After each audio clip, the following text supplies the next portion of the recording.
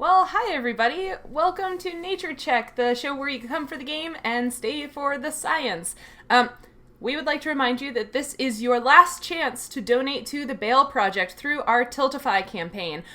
We've raised $275 so far, and this amount will be matched by our generous secret donor. But the campaign is open until the end of this month, so you have a few more days to help us get that donation amount higher. Thank you, of course, to everyone who has already donated to help support this important charity. Okay, time for introductions. Hi, I'm Sheryl, and my pronouns are she, her, and I'm the Dungeon Master for the Arda Campaign. I'm also a PhD student studying ecology at the University of Illinois at Chicago, and when I'm not doing my research, I'm a science communicator and the host of the Roving Naturalist on YouTube. I just published a new video this morning about my first experience with the peer review process, so that's fun. Next, we've got Peter. All right, let's see if I can do this better than I did during the last burn episode. My name is Peter. I sometimes can use complete sentences. My pronouns are he, him. I am an entomologist who is currently paid to teach people about agriculture science, those kinds of things. And I play Cedric, the dwarven cleric, the charming dwarven cleric that everyone loves. He did it! He did it. Next, we've got Ryan.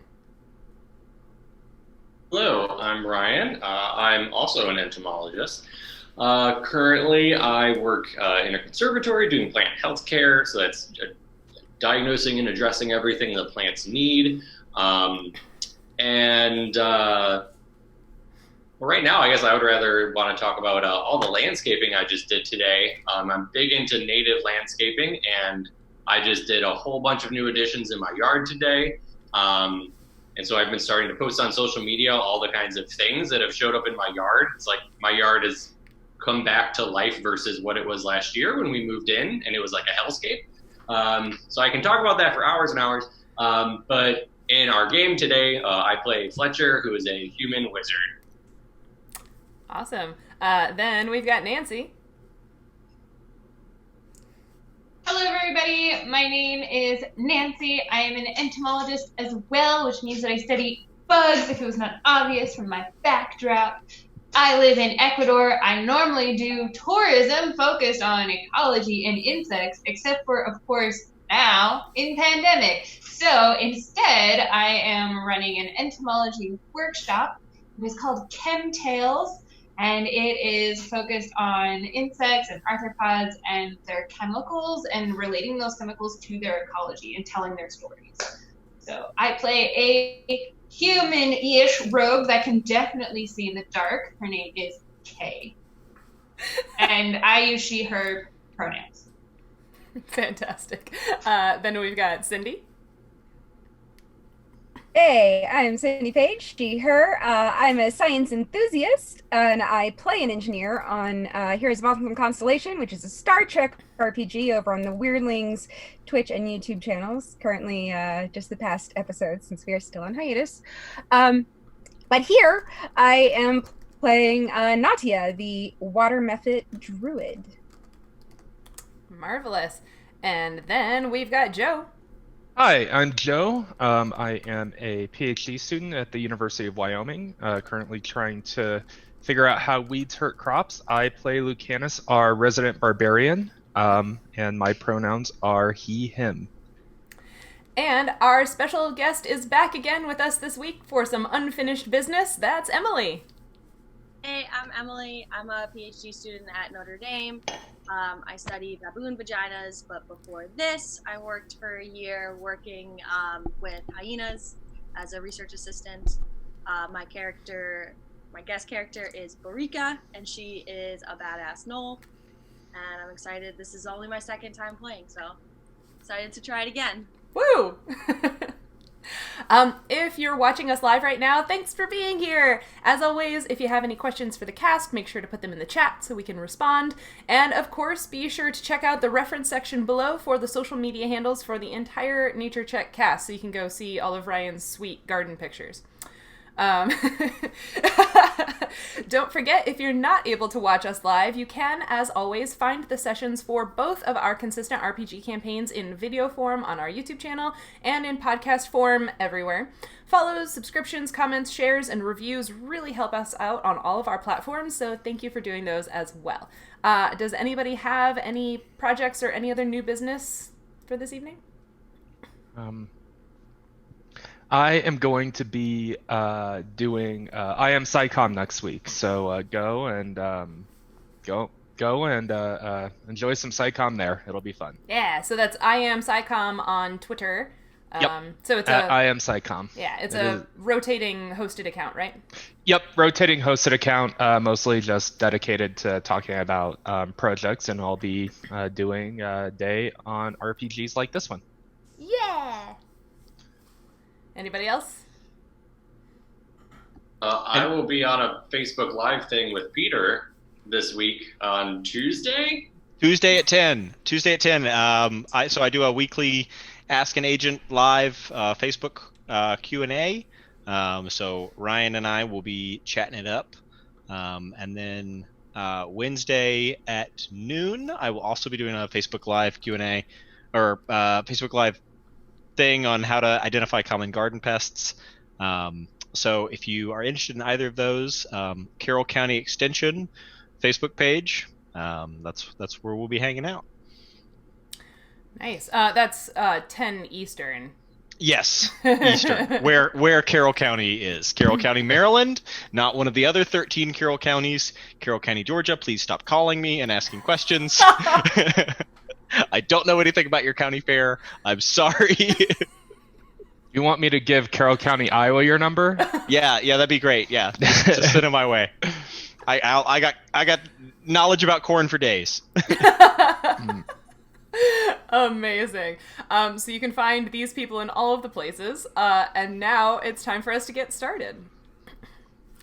Everything changed when the gods left Lacedas. The world became a complicated place. For almost a century, people fought with one another and struggled to find new ways of being. The loss of the gods also made the continent of Arda newly accessible to the outside races, and humans from Tenebria established New Seychester as an outpost city on Arda's southern shore. In the spring of 972, 4 young people from different lands encountered one another in New Seychester. Though their alliance was first formed out of necessity, curiosity, and coin, they have now come to trust and rely upon one another as they explore a strange new world.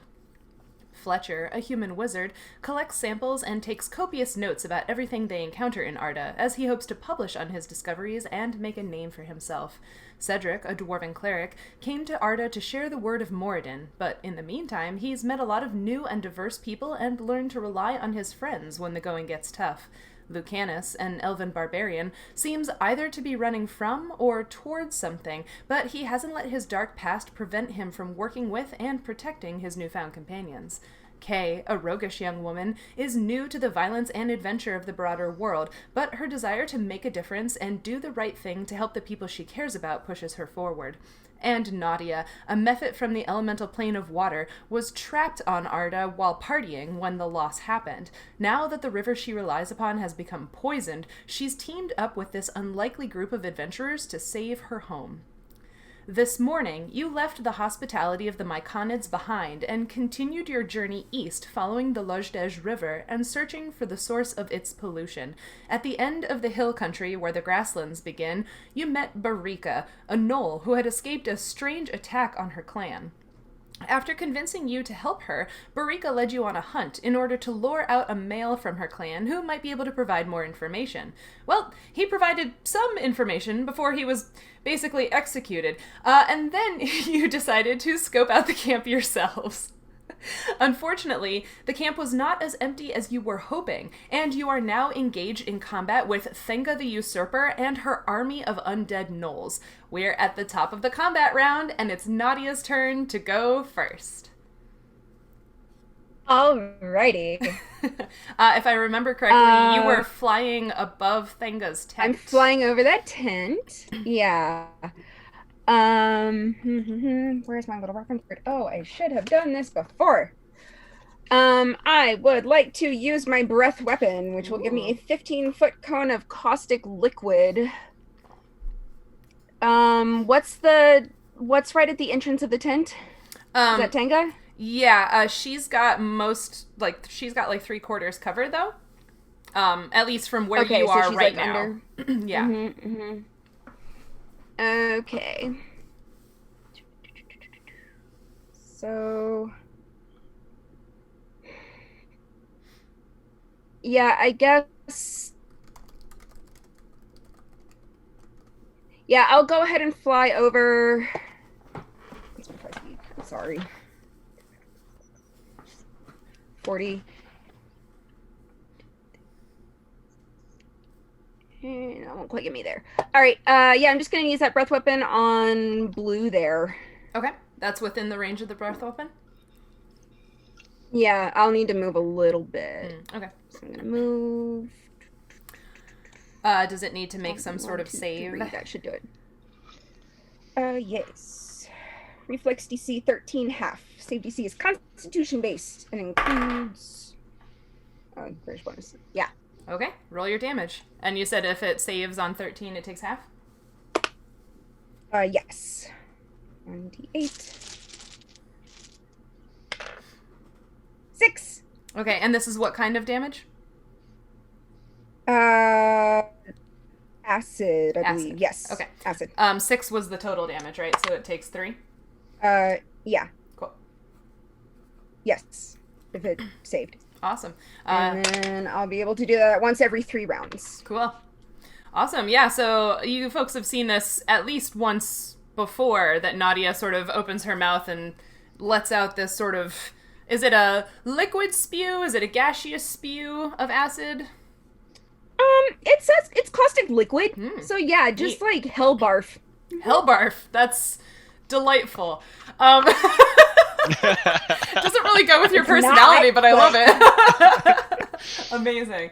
I want to imagine it's like a bombardier beetle, but like mouth instead of butt, so it like ignites and like sprays out and is like burning as it goes. Like I think that's like that'd be such a cool image. Yes. So they have like 2 different chambers of chemical that don't mix until they're coming out, right? Yeah. I know all about this, and I'm actually talking about that in my thing. If anyone cares, it is hydroquinones and hydrogen peroxide in its stable form, which then enter the reaction chamber with enzymatic catalysts that cause the explosion to happen at a rate of 70 pulses at a rate of 500 pulses per second. Oh my god. Wow. Well, good coordination on that fun fact, everybody. Holy smokes. There's also Euripigids, which shoot out glacial acetic acid. Is that another kind of beetle? 84% acetic acid, where vinegar only has 5% acetic acid in it. Can you tell I'm doing a workshop on chemicals and insects? I can. I feel like that 84% I think is even more concentrated than vinegaroons. I think they're only like in the 70s or something like that. No, vinegar. Oh, I think they are Euripigids. That is Euripigids. Oh, sorry. Yeah. Oh, no. Euripigid, Thelephonida. So those are your choices, Nautia. Would you like it to be acetic acid, or would you like it to be hydrogen peroxide, and what was the other thing? Well, the hydrogen peroxide is what's stable in the hydroquinones, but they turn into benzoquinones. I would recommend the benzoquinones because those are actually irritants, whereas the acetic acid seems to just be a deterrent to most things. Although... Yeah, definitely the irritant. Although, since we're dealing with the undead, since the quinones are just irritants, I would assume that their nerves would have to be working in order for them to be effective. So... I don't know. Yeah. Something zombie science. The research that I read says that it feels like bleach and is like when it touches your skin. I mean, like, we're so big that any insect that has that for us, we don't notice. But, yeah. I don't know. I'd still go with benzoquinones personally, especially if they come out hot and boiling. You might be able to, do some hot boiling acid damage on top of it. Yeah. Heat or splash. Okay. Amazing. All right. So you moved a little bit. You sprayed your benzoquinone acid breath at the zombie. Anything else? Yeah,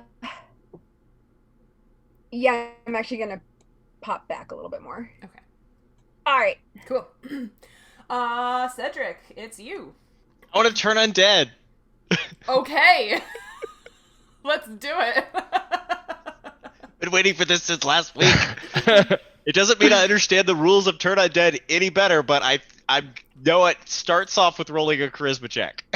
Okay. Yeah. So Oh no! Oh no! Step by step. That's about on brand for That Cedric. didn't seem great though. Not Wow, very the charismatic. zombies. The zombies think of you as palatable as the rest of us. Okay. The most powerful undead you can turn is your cleric's level -3, so that would be a power of 1? Right? Uh-huh. Yeah, okay. Yeah, I mean, I'm level 3, right? No, you're level 4, right? Yes, right, Yeah. level 4, yes. Okay, so yes, what? Okay. Uh-huh, yeah. You can turn no undead creature whose hit die exceed the result on that table. So you cannot turn any creatures that have more than 1 hit die. Okay. Cool. Do any of these creatures have more than 1 hit? I'm not going to waste your time. No, they all have more than 1 hit die. So your turning check did not work this time. Sorry, you were not charismatic enough right now. No one is surprised, but still a little disappointed. Oh. we were rooting for you. I was too. I want to see a cool turn undead. Man, that was the longest I have waited for no payoff in a long time. Oh, I'm sorry. Peter, that's exactly what I'm scared about with like the new spells I was able to get when we leveled up. That it will just fail. Sometimes As long as that you don't happens. shoot me in the back, that's all I gotta say. I mean, We've got a real low bar. I just hit things really hard, so Um, I can't commiserate with you guys. I'm sorry. I want to. Yeah. I think that's my turn. Okay, that is your turn. So Cedric is a little disappointed. So Cedric, does that actually include a verbal component or not? That's a good question. It counts as a attack. Mm-hmm. It's weird because it's not like a normal. Yeah, it says you present your holy Spell. symbol, but it doesn't say anything about talking. Yeah. So that's probably fine. But are you like? I think it's fair to assume that Cedric was talking anyways, because Well- that's kind of I feel like he's one of those guys that just never shuts up, Sure, right? So but what's interesting about it, and you might be, very aggravated that it didn't work, but Barika and Lucanus, you're the closest to Cedric, and you just see his mouth moving, and you don't hear any sound. Because remember, there is an area of silence where you folks are right now. Just like that. That's going to be great for the podcast. doing some very funny miming right now. You're really missing out, podcast Very funny listeners. if he does say so himself. Okay, that was Cedric. Now it's the zombie. How much movement do these folks get? 30. Okay, moving some zombies. 5, 10, 15, 20, 25. Bloop. 5, 10, 15, 25. Didn't... Bloop. Huh? Oh no, I was just trying. So this is. I was just trying to remember if the lead singer of the Cranberries is still living. Oh. Because I think that they might actually be a zombie right now. Oh, marvelous. Yeah. Emily, pick high or low. Hi. High. That was a 16. Okay, so the green zombie will attack you. Nick. Okay. So this one has what? This one is one of the ones with the spear. Okay. So it is gonna spear at you. That's a 13 against your armor class. What is your armor class?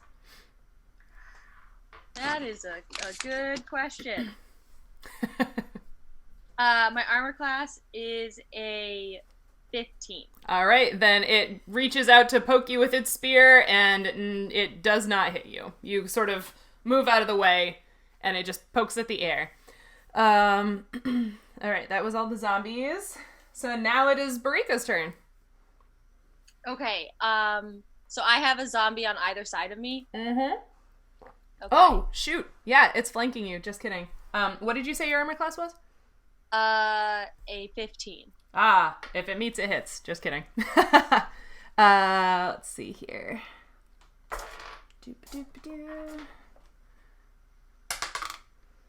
You take 9 points of spear damage. Because I forgot it was flanking you. Okay.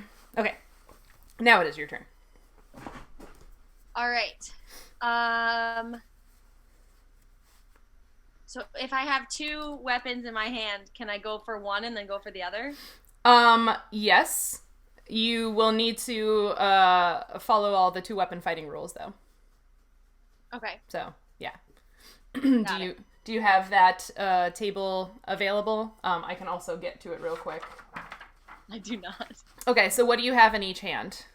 I have my club and my short spear, my rungu and my short spear. Okay, and the short spear is a 4.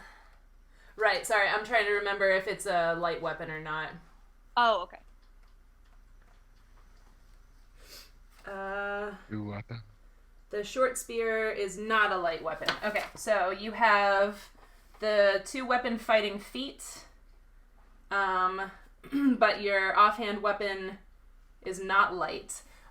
So you can do 1 attack with each weapon. They will both be at a -4. So basically what that means is that you'll roll a d20, you'll add the weapon attack bonus for whichever weapon you're using for that attack, and then you'll subtract 4. Okay, cool. So let's do... There we go. So 8 plus 4 minus 4, so an 8 to the first zombie. Okay, so that misses. Okay, and then the other one is a 13 plus 3 minus 4, 12. 12 also misses. Dang it. Unfortunately. But that was a cool attack. So yeah, you all see her. She swipes at the zombie, the first one, with her club, and then sort of spins to stab the other one with her spear, but a little bit of that momentum just causes her to sort of be slightly to the side of each one. But it is a really cool looking attack. That was Barika. Okay. Now... Thenga is going to come out here, and then she is going to... Okay.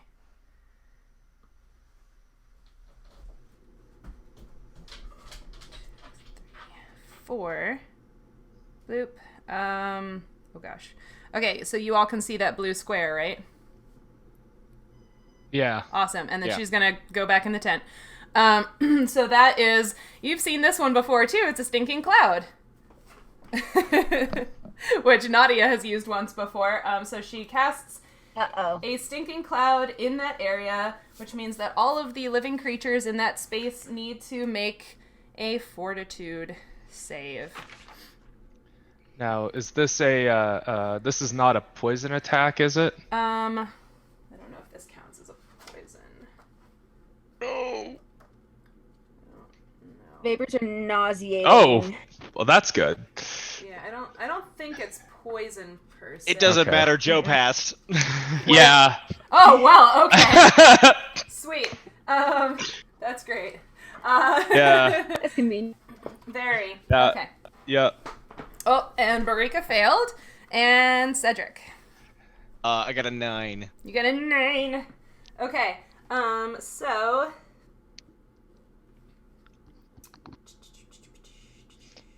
Yeah, I was kind of hoping, or I was kind of worried about, maybe I'd have to, add my +2, but no. Nope, you're good. Okay, so I'm good. Barika and Cedric, you both become nauseated. As a reminder for everyone, nauseated means you are unable to attack, cast spells, concentrate on spells, or do anything else requiring attention. The only action such a character can take is a single move action per turn. And that condition will last for as long as you are in the cloud and for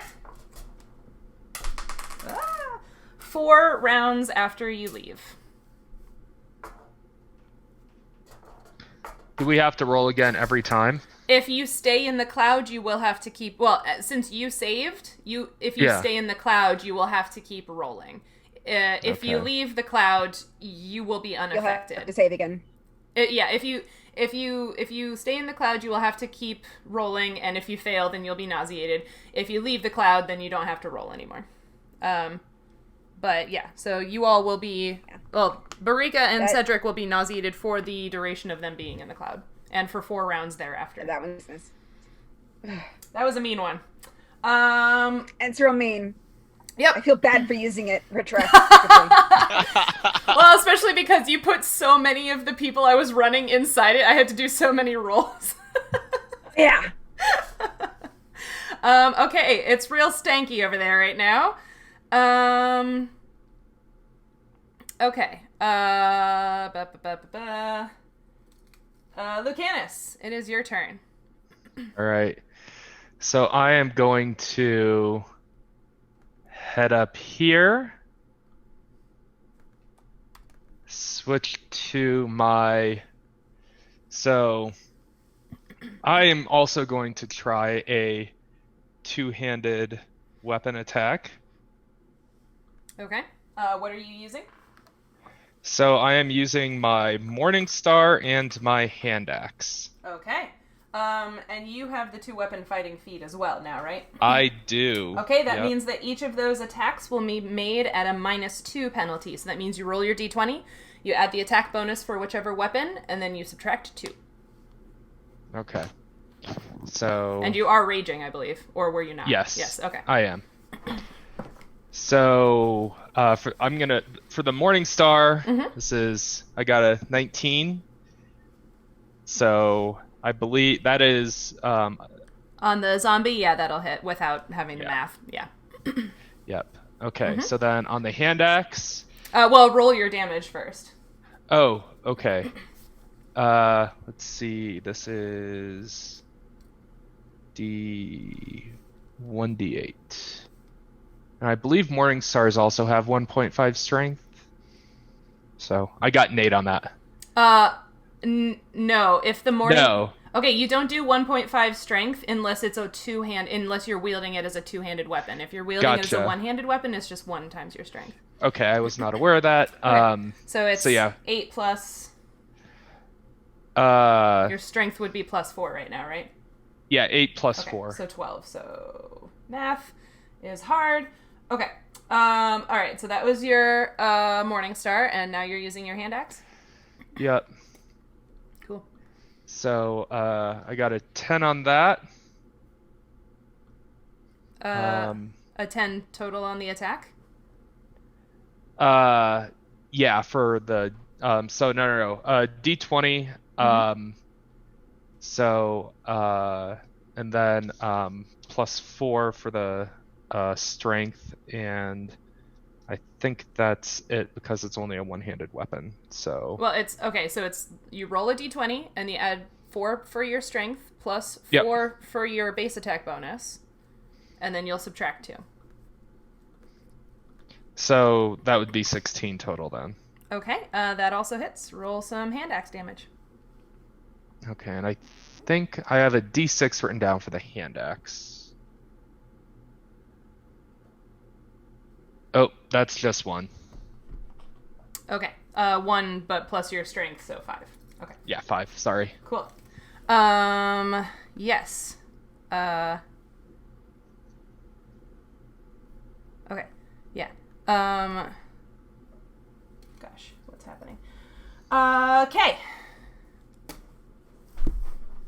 I am going to hit this purple dude in front of me. I can hit the purple dude and then like run away, right? Yeah. If I shoot him with the so I'm gonna do that, I guess. Okay.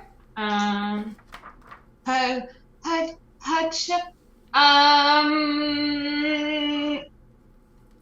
try one of those like fancy red arrows I've got. Okay, give me one moment. I don't know what to do, but it seems like an appropriate time to try and use one. Okay, shoot, where is that? Hold on, give me 1 second to make sure I have the effect for that correct. Fancy red arrow. How many of those fancy red arrows do you have again? I actually don't know. I think I only have one. I might have. That was in the pile of notes that I had once in my life, and then accidentally threw out. So I was you have paper, 3 red arrows. Oh, I have 3 red arrows. I lied. I have 3. Thank you. red I and will put one that in my green, I notes think? now. Yeah. I was gonna say, if they do something fun. Yeah, you have 3 red and 2 of the yellow-green. Let me make sure I Watch have this. The yellow-green just injects them with Mountain Dew. As long as it's not Capri Sun powers, turn them into liquid metal. I mean, yeah. It's not in this book, it's in the other book. Please stand by. Sorry. No, it's okay. While she's doing that, Peter, who do you think would win in a fight, the T-1000 or Alex Mack? What? I mean, the T-1000.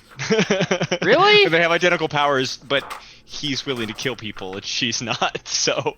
Alex Mack didn't really, like, do anything that would make me think she could overpower... That's fair. She was more of a spy. I was just...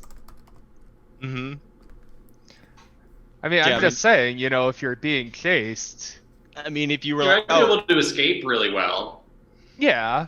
I mean... So she could stay alive, but I don't think she could kill anybody. She might be able to keep herself alive, though. I think mostly her powers were useful for, like, getting to the other sides of doors. Like, I feel like that was 90% of what she did with... Kind of like Doors and Gorman pipes. from the Great Lake Avengers, if that's any kind of reference. Nope. Yeah. Nope. Okay. No, I'm just saying, you know, in a lot of the Terminator movies, the whole onus is for the people to stay alive long enough for them to be able to do something. I feel like Alex Mack could potentially... Nancy, yeah, what's the base attack bonus we have written down on your character sheet? 2 + 2. Plus 2? I could have sworn we were leveling up everybody to level 4. Did I do something terribly wrong? Yeah, no, I guess you are level 3. I'm sorry. I could have sworn... Thank you for saying that, because I was like, I swear to God, that email said level 3, and You're I'm right. like... I, for some reason, was thinking that I had put you at level 4. I'm sorry. Okay, so Nancy, I have the stats on that arrow now, so you can shoot it. All right, I'm gonna we'll roll and take hopefully 4. not suck, because that would be really sad. This is the perfect time to not shoot Cedric. Sorry, Cedric. I got a 16. Okay, so the arrow will hit, and it will do normal arrow damage, but as you pull back the string on your bow with this weird red arrow, you have no idea what it does, and you let go of the string, and the arrow starts moving forward through the air, and all around all of you, you just hear the most blood-curdling scream emanating from the arrow. Ah! And it strikes the zombie. It does not seem to do anything to the zombies, but the arrow screams very loudly and terrifyingly as it flies through the air. The people in the zone of silence, do they hear it? Oh, no! You do not. So it's just Kay, Lucanus, and Fletcher that hear it. Oh, and Nautia. Yeah. So everybody except Cedric and Barika hear it. Yeah. I decided, I guess, that was more terrifying than I thought. I guess I'm gonna roll damage. How far? I can run 30 feet, right? You can. Don't forget to roll your damage on that though, because you did hit the purple guy. Right. Girl. I was so Girl distracted girls. by the screaming, I Totally. actually forgot to roll the damage. It's okay. So I don't know this. I know Cedric has no idea that the arrow is screaming, but does the arrow, like, when Kay fires it, does it scream for a second and then can they still hear it when it travels into the... No, they can't hear it once it enters into the area of silence, yeah. Interesting.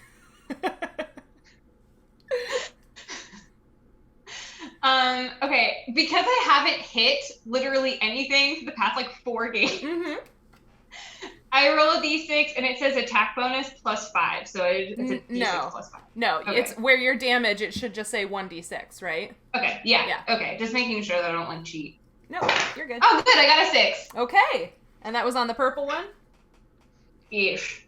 Okay. Now I'm gonna GTFO, because Okay. it screamed, and that was scary. Oh, I didn't actually move. Coming as somebody who's run Kay, away during looks a battle. at Fletcher's like, I'm sorry.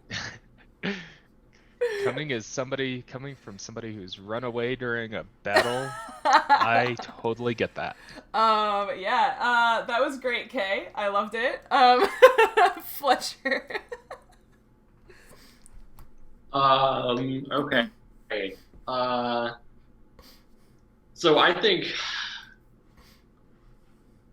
having detected magic in that tent, and having detected necromantic energy from what I looked at, and knowing that means there has to be somebody, that's not a very common, natural existing magic. Someone did that. Right. And then the appearance of the stinking cloud, recognizing it as magical, I would have deduced that there's somebody in, I can't see casting magic, and knowing where this dead dog ran out from, the tent right in front of me, I think I would probably move. I'm back behind this tent, and I'm going to run over to the corner of the tent, and I think use my flint and steel with a candle and set the tent on fire. Amazing. Yes! I love it! While yelling to Nautia, then assume it it's obviously not made out of tinder that's gonna go up immediately. So I'm gonna be like, Nautia, you're gonna need to move because it's eventually going to all be on fire. That's fair. So I do that. I light my little candle and hold it all over the corner, everything I can reach on the bit of the tent that I went to, and then I have 5 feet of movement left. I take a step backwards. Amazing. Can you give me a survival check just so we can see basically how fiery you make it in that area? Okay. Here, survival. That's brilliant. Okay. I just got a nat 20. Oh, hey! All right, yeah. So you are able to. Let's make it red because fire. So you are able. So this whole square of the tent corner is now on fire, and you anticipate that over the next few turns, it will start to advance. Yeah. That was cool. I like it. I approve. That was awesome. Nice. Alrighty. So, okay. That is the, now we're back to the top of the round. Nautia.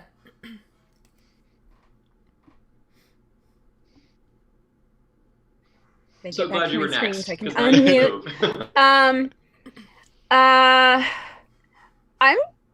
gonna just. Yeah, if I fly briefly into the stinking cloud zone, You and will then back have out. to make a fortitude check. But I'll still have to say, yeah. All right. Then instead, this seems like such a bad idea, but there aren't any better options. I'm gonna go dive bomb red. 2 claws. You are going to dive bomb red and do 2 claws. Yeah, just like cool. 2 claw attacks. So take this over here.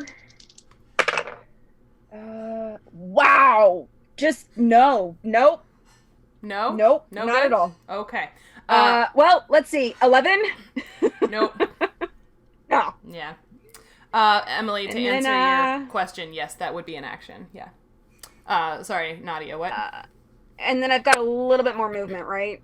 Yeah, I think so. Yeah, because you were over here. Yeah, I should. Yeah. Yeah, I'll just mosey on over to that other tent that's not on fire. Okay.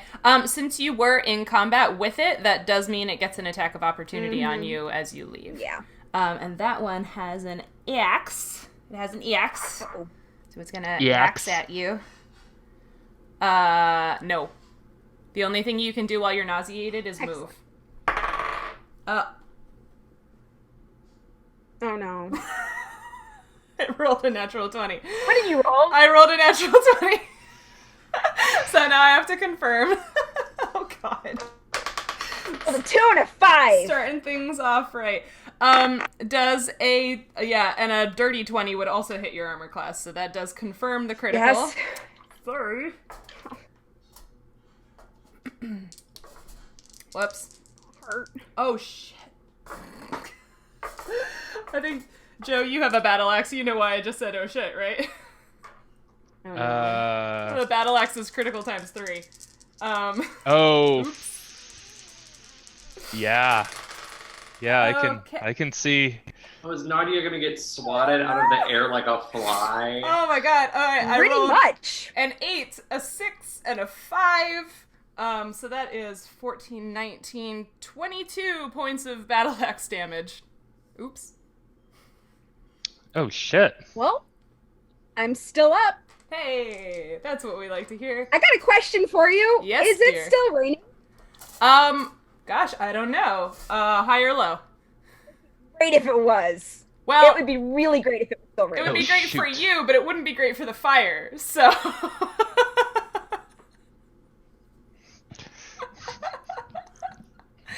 Okay, Well- so, Peter, pick high or low, and you get to decide... High. Okay, well, yeah, you get to decide if high is in Nautia's favor or if high is in Fletcher's favor. High is in Nadia's favor. Okay. That is another natural 20, so it is raining still. It's not torrentially pouring. Put away that die. They were 2 different dice. This one got the first natural 20, and this one got the other natural 20. They're 2 different dice. Okay, so it is not torrentially pouring, but what this does mean is that, yes, Nautia can use her fast healing, but it will slow the spread of the fire. I hope. Cool. I really hope that this isn't like the time when I got like 5 20s in one game. No, because Sheryl isn't using loaded dice. No, I'm using physical dice, and I switch up which one I roll with every time. So yeah. Okay. Yep. So if I get multiple natural 20s, it's all just statistically true for each individual die. Yeah. Although, again, I've stopped using that program, so and I was unaware of its bias. That's okay. Alrighty, so that Hopefully was whatever's inside the tent is very flammable and dry. Okay, so that was Nautia, and you are over this tent now. Okay. Cedric. There's lots of zombies. Oh. Huh. Well, that was me missing that. Oh well. Lucanus should have gotten 2 attacks of opportunity on him when he left, but whatever. Cedric, yeah, it's your turn. You are in this stinking cloud. You cannot hear anything. Yeah, I guess I'm gonna stumble to the side here out of the cloud. Okay. And just to be clear, all I can do is move, right? Correct. Guess that's Yep. my turn. Okay. I'm gonna dry sorry. heave a little bit. Yeah, no, that's allowed. Mhm. Yeah. Yeah. Okay, so I have a counter now for your 4 turns. So this was the turn you left. So 4 turns from now, you will be able to do something other than move. Cool. Yep. Cool. Mm-hmm. Nobody get hurt. Nobody. We're fine. Get We're fine. everything. I got Fine. 2, You guys- granolas of light healing. Granolas of light healing. Sorry, my computer just lost internet, which means I can't see an updated map. Ooh. Please come back. Ooh, that's Come not back. good. Okay, there's Cedric. Okay. Zombies. Okay. Zombies. Let's see what we've got here. Okay, so this one, The cranberries. # not a sponsor. not a sponsor. 5, 10, 15, 20. Okay, this one is gonna move over here. It's chasing K because you shot it. 'Cause When it leaves, is it still screaming? Because it was in the square of silence. Oh, And the now it's arrow? left. Oh, no, the arrow only screams while it's flying through the air. It's got like it's like an instrument almost, right? Where it's got like a little hole and a reed in it so as the wind moves through it. Like those footballs. I loved those when I was a Sure, kid. yeah. Yeah. It's just that the screaming was like really extra loud and very surprising. Yeah. Yeah. Okay, so that one moves there. The green one is gonna attack Cedric with its spear. That is a 21. Ouch. I'm gonna guess. Yeah, no, that that's doesn't a hit. Get out of here. It does 9 points of spear damage to you. The blue one is going to turn around and attack Lucanus because it was hit by you. And that one has... And it shall be hit by God. me again. Oh god, what's happening? What does this one have in its hand? Why won't it show it to me? Oh, it has an axe. Okay. I had which ones had axes and which ones had spears. Okay, so it has an axe. It's gonna axe you. What's it gonna axe me? I don't know. We'll find out when we get... Oh my god. It's not gonna axe me to marry it, is it? Does a 14 hit your armor class? Nope. Nope. Okay. Miss. And then this one is gonna move up.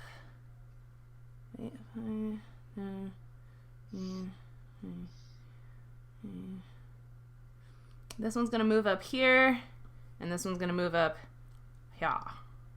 Okay. Jeez. That's the zombies. Barika, you feel real gross, and it stinks in here. And you have an extra good sense of smell, so it stinks real bad. Really bad. Really bad. Okay, so Barika is going to dip out and lick her wounds. And she's gonna feel bad that she dragged everyone into a battle when she can't really help out. Aww. She's gonna go right here. Whoa, where? Is it down here? Is that too far? So you have, I believe, 30. Uh-huh. But also you cannot move through the space of an enemy. Oh, okay. So what if I go, like, here? Like there? Right. Let's see. 5, 10, 15, 25. Yeah, you can get there. You will take 1, 2, 3, 4 attacks of opportunity. Oh, wow. So that's not going to be great. What? You could also just step one space You to the could up, step one and then space you'd to only the get up, and then two attacks of opportunity. no, a 5-foot step Oh. does not incur an attack of opportunity. That's why Cedric didn't get one. Slide cool. to the Up right. there is good. Up there is good. No. Okay. That is Barika's turn. Now we're back to Thenga. Okay. So, Ko is going to move up there. And, oh gosh. Nope, that misses. Barika, did you say your armor class is a 15?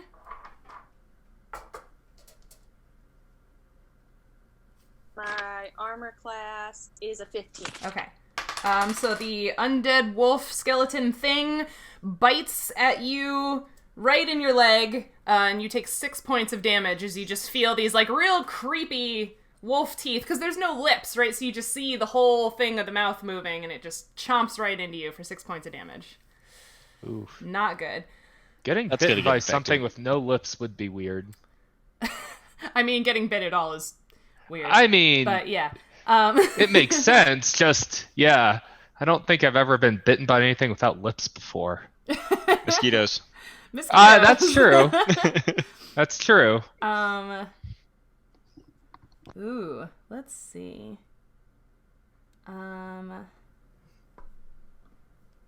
Yeah.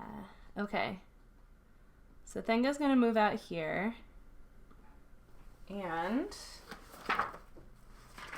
Sorry. Running a caster in combat is always more complicated. I am not gonna like what happens next, am I? How did you know it was for you? Oh, did you just get that tingling feeling? I did. Okay. Lucanus, you see this Gnoll woman kind of, I don't know how to put this, like, you know, you've fought a few Gnolls before, and you met Barika, she's pretty cool. This person just looks a little unhinged. Is a good way of saying it. She's got a good case of the crazy eyes. A little bit. And she makes eye contact with you, and she says, "Flee." And I need you to make a will save. Will. Okay. So... Bye. I have a temporary modifier on will is a +2. This is the first time I've done a will save, so is that like... Yeah, so your normal will save is what? Let me look up in the email that I sent you so that I don't say this wrong. Except that I think I probably emailed you for level 4 because I was off my whatever. Yeah. Okay, so... I mean, I'll level up to level 4 right now if you want. I can do it. Please? Roll some more hit die. I just totally messed up. I'll help do math. No, I just totally messed up. Your wisdom... I'll even use Joe's loaded hit dice. No. I got the player's handbook marked all to hell. So basically, I feel so guilty about that, by the way. Basically, to do a will save right now, you will roll a d20 and add 4. Okay. So, I already rolled the d20. Okay. So, +4 would be 13. Okay, that was exactly the amount you needed. So you hear her say "flee," and she's making eye contact with you with these kind of crazy eyes, and you feel this, like, strange sensation come over your body where, like, your legs almost start to move you without your control, and then you just sort of, like, shake your head a little bit, and the feeling is gone. Yeah. Okay. So her command failed. Why, computer? Why are you being like this? Come on. Okay, so her command failed. So she is going back in the tent. Yeah. And that makes it your turn, Lucanus. Ah, okay. And I'm assuming you're keeping track of your rage and all that stuff. Yeah, so this is the third turn. Cool. So, yeah.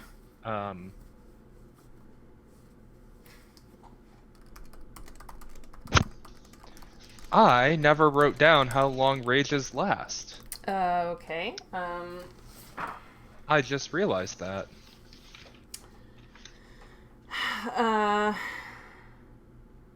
7 rounds. 7 rounds. For you right now, yeah. Okay, so... Yep, so this is the third. Okay, so... Let's see...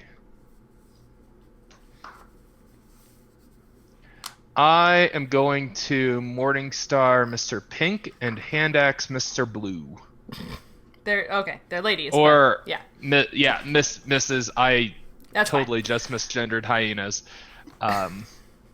There's zombies. I feel like misgendering happens a lot with hyenas, though, which we will get into, right? We absolutely will, and even I should make a concerted effort to do it, even if they are dead. You weren't checking the tip of their phallus close enough. I mean, that is a mistake. To be fair, that is a mistake I often make. So he might be feeling a little rushed in combat. Shit. Okay. Oh, that's a 3. So that's gonna that is miss. a 3. Yep. So that was the Morningstar. Yep. 13. Okay, 13 plus 7 minus 2 is that's a lot. Okay, that hits. Hand axe was on which one? Blue. Blue. Okay, roll your hand axe damage. 6. Okay, 6 not total. That's just right. 6 plus 4, 10. Yeah, 10. Okay. The blue one. Meh. It's dead. Yay! You chop into it, and it just sort of like falls over into the tent a little bit. Yeah. Okay. So that was your turn, unless you wanted to move. Oh no, you can't. Also, well, you can take a 5 foot. You can take a 5 foot step after doing 2 attacks like that. Actually, let's see. Let me think.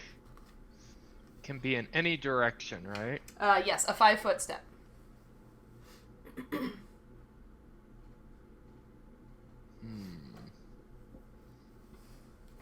I am going to diagonal. Okay. Neat. You did leave the attack space but it was a 5 foot step, so yep. It was a 5 foot step. Yep. And that gets me out of that makes it so that they're not flanking me anymore. Correct. It does. And since it was a 5 foot step, I get no attack of opportunity, right? You are right. Nice. Yay. Kay, this zombie gnoll is coming up on you fast. It's still got that red arrow sticking out of his shoulder. I'm going to keep trying to run away from him.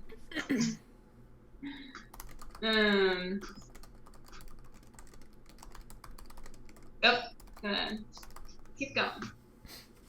Do it. Yes. And I'm gonna turn around and shoot him in the face again, I guess. Okay. Probably with the arrow didn't do that much. Shoot him in the face. Other than be loud, but I might shoot another one in him. Do the yellow-green ones play yakety sax? Because that would be awesome. Oh, man. They don't, unfortunately. But... I has got a very dirty 20 nonetheless. Hit. So, hit it. Roll some damage. I will roll some damage. Beautiful breathing I got another damage. 6. A 6 on purple. Oh, I hate math. Okay. I know what I'm doing. Cool. That was... And I have another 5 feet of movement, I believe. But took one more step back. Just gonna keep that distance between me and Fuzzball. Fuzzball. Nice. Perfect. That was Kay. This is Pew pew. Fletcher. So Fletcher, you see a little bit of progress on the tent fire thing that's happening. What would you like to do? I'm going to... Here. Let's see. 25. I'm going to take a step and double check. Okay, so I'm 30 feet. Then I'm going to cast a ray of frost at the purple marked gnoll. Nice. So that is a ranged touch attack. Okay.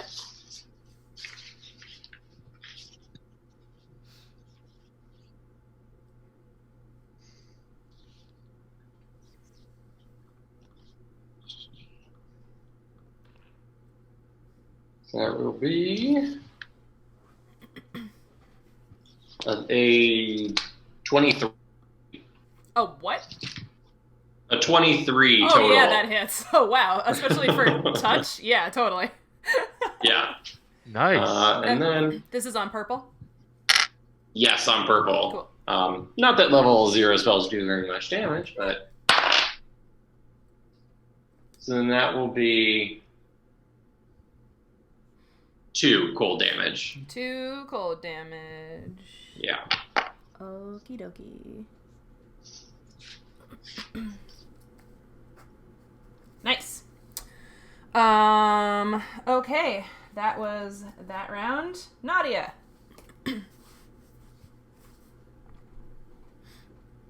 Hitting the wrong thing on the mute button.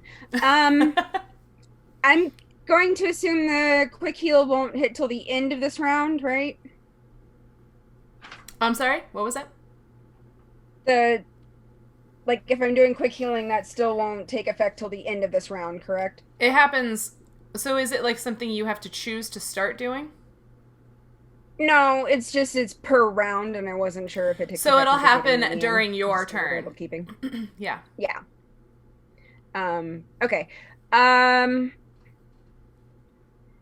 I don't really want to get into it with anyone right now, so I'm just gonna go ahead and head over to where a bunch of the rest of the party are right now. Oh no, I need to move.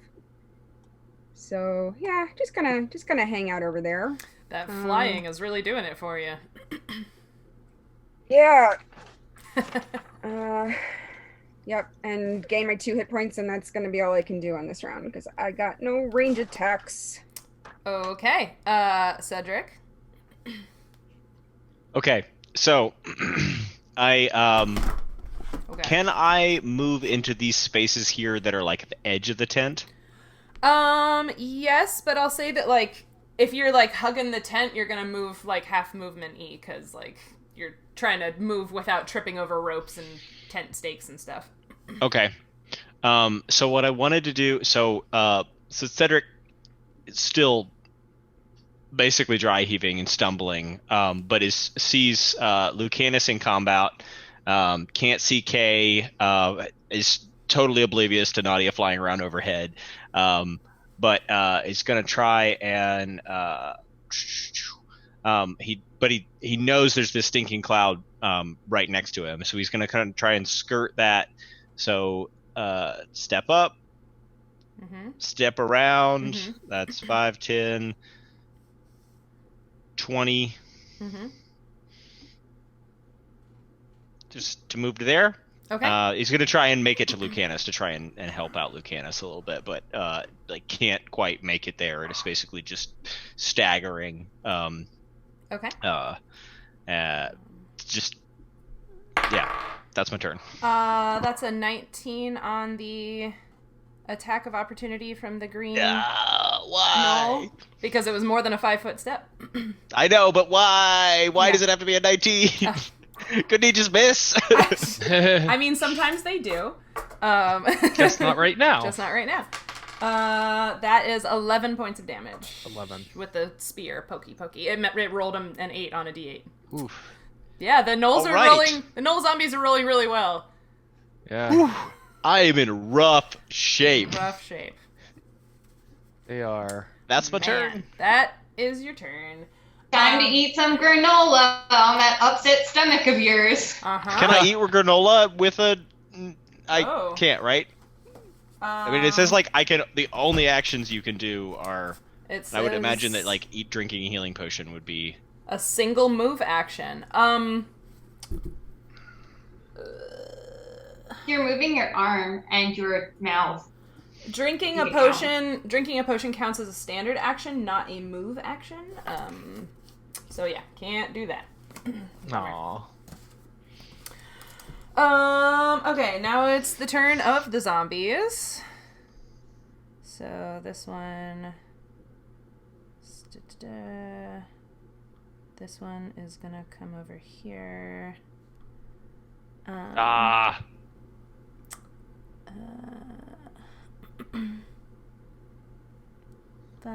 10, 15, 20. That seems fun. Let's do that. Actually, it can go one more here. Okay, so the green one will attack Barika with its spear. That is a 21. So yeah, that definitely hits. Barika, you take 9 points of spear damage. And then the pink one attacks Lucanus. Gee willikers. That's not good. That's only a 10.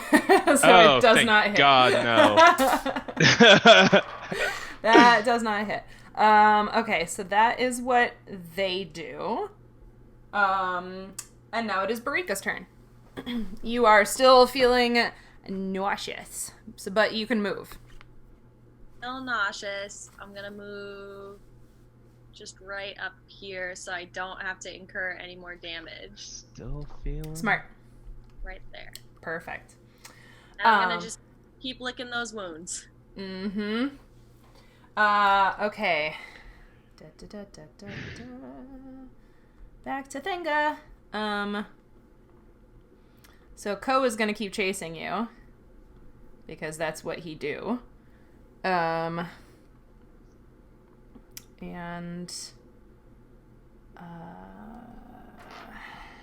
he is going to bite at you again. Nope, that's a 9. That does not hit. And then Thenga is going to come out here again. She's frustrated that the last spell did not work on you, Lucanus. So this time she's just going to she's going to make the crazy eyes at you again and just sort of turn her head a little bit. And I need you to make another will save.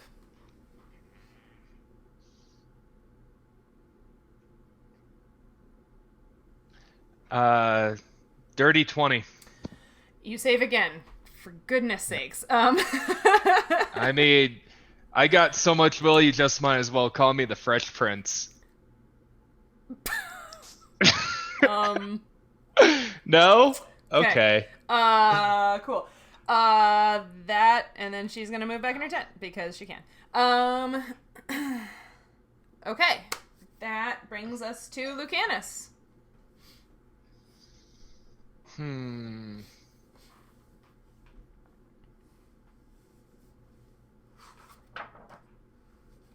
Let's see, what do I want to do?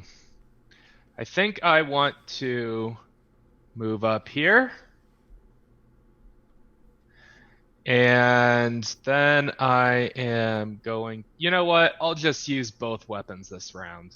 Okay. So on the pink one? On the pink one. Cool. So let's go for the Morning Star first. Okay. 18 yep. before... Mm-hmm. So we'll just say that hits. Yep, we will. And then 10 10 on pink. 6 plus the force strength. Yep. Okay. So 10 on pink. And then also the hand axe. Yep. Mm-hmm. Oof, that is a nat 4.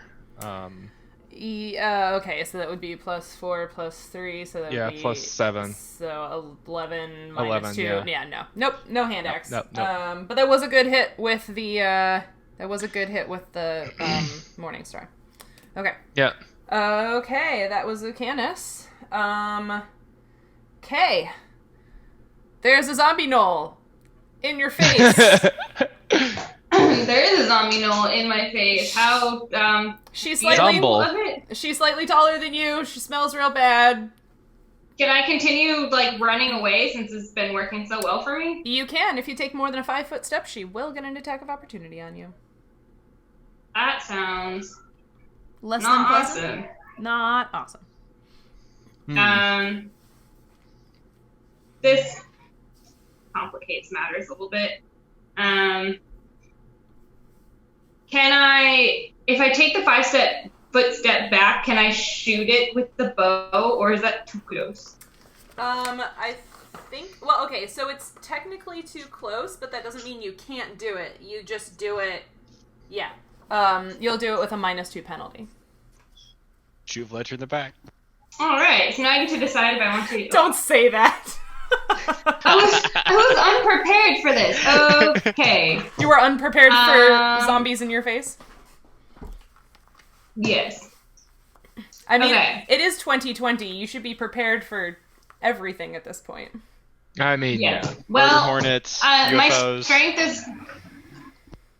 Well, at least my strength is no longer giving me minuses. It's just a straight 0. So I guess I'm just going to try and poke her in the face with a sickle. Yeah, so I guess that's my plan. Okay, do that. All right. D20. I get no bonus, so... Stab! I got a 19. That hits. Roll some sickle damage. I roll Fletcher is about to be spattered with blood.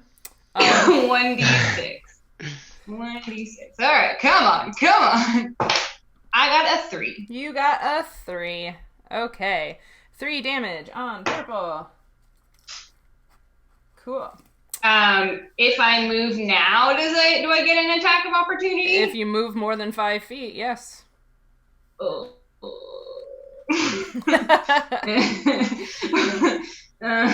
Man. Well, I guess I'll just turn myself around and stare death in the face. Ah. That's the spirit. All right. Okay, Fletcher, if you can hear the crackling of the tent behind you. We get another little bit of fire there. And what would you like to do? Oh, I can't believe this purple one isn't down. I mean, it doesn't... I tried so hard. I hit it on all 3 of my attacks, which is like a record. You for did. me. It's looking the worst out of all of the ones that aren't on the aren't dead on the ground, or undead, re-dead. All the ones that aren't re-dead on the ground, it looks the worst. So re-deads, Legend of Zelda, scariest enemy in that game. So that's just what you made me think of. Oh, okay. Sorry. If there's people out there who played Ocarina of Time, you know what I'm talking about. Bottom of the well. Yeah. Oh god. I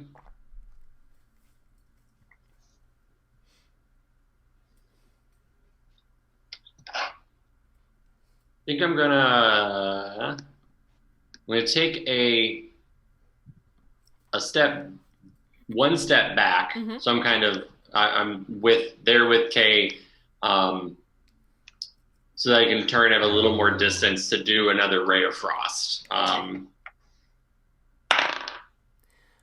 Which is only a 10. Who are you doing? So, oh, okay.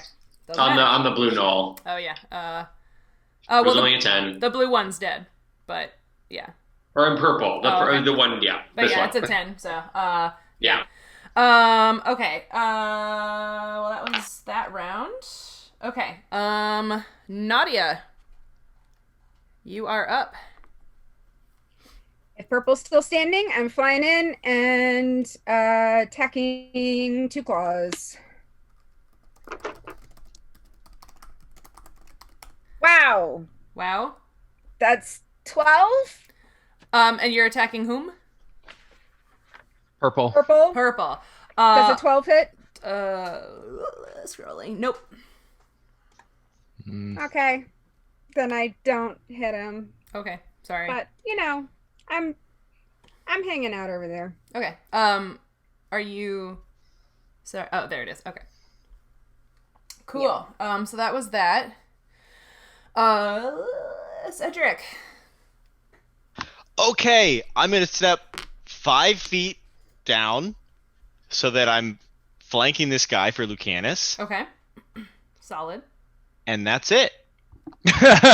Aww. And that is it. Yeah, okay. So Let's see what we've got here with the zombies. This one's going to move here. The pink one is going to attack Lucanus with its spear. Wow, I roll real bad against you all the time. That's only a 14. I don't think that hits. No, armor class is 15. Neat. Feel free to keep rolling badly against him. Feel That's fine. free to keep Yeah, rolling I am. badly. Cheryl, I am fine with this. I can tell, yeah. Send some of those bad rolls my way. I'm just moving the blue one over here to get it out of the way. The green one is going to move over here. The red one is going to move up there. And the purple one is mad that Kay hit it. So it's going to swipe back at you with its spear. Does it have to be mad that I hit it? Can't we just be all peaceful and chalk it up to like, oh, that was funny? I mean, it didn't hit you. So yeah, you're good. Yeah, you're Kay good. literally does in its face. Sorry, what? Classy. There's a bunch of stuff going on in the chat about coconuts. I don't know. Peter is instigating. No, it's Qui-Gon Bauer's fault. I swear, okay. It's not my fault. Whatever, man. I am just so happy that somebody remembers the coconuts. Okay, Barika, it is your turn. You are still nauseated. Still nauseated. I think I'm gonna slowly try to work my way over towards the purple knoll. Okay. So just go up a little bit more. Okay, so you're doing like a sidestep. Cool. Yeah, sidestep. Hope that the creepy wolf doesn't hit me again. Totally. Barika does not like the creepy wolf. No. It is really super creepy, so I can understand that. That makes it Thenga's turn, so the creepy wolf is gonna keep chasing you. So Ko will make another bite attack, because that is what he do. I've rolled a natural 20 on 3 different d20s now. So let's see if we confirm it.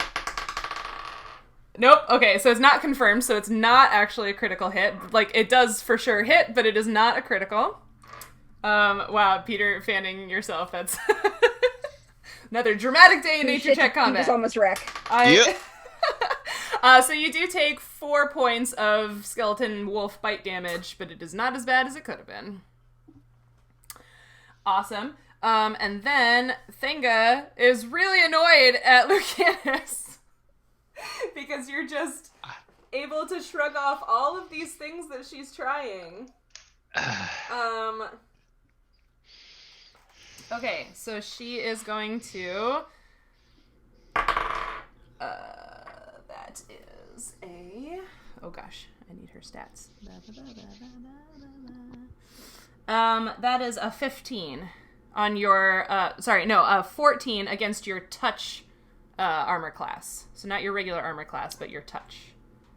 Touch is 12. Okay, for me. So you've seen this before. Fletcher has cast it. So this little pearl of sort of whitish light comes zooming out towards you and hits you and feels very cold and unpleasant. That is very cold and unpleasant.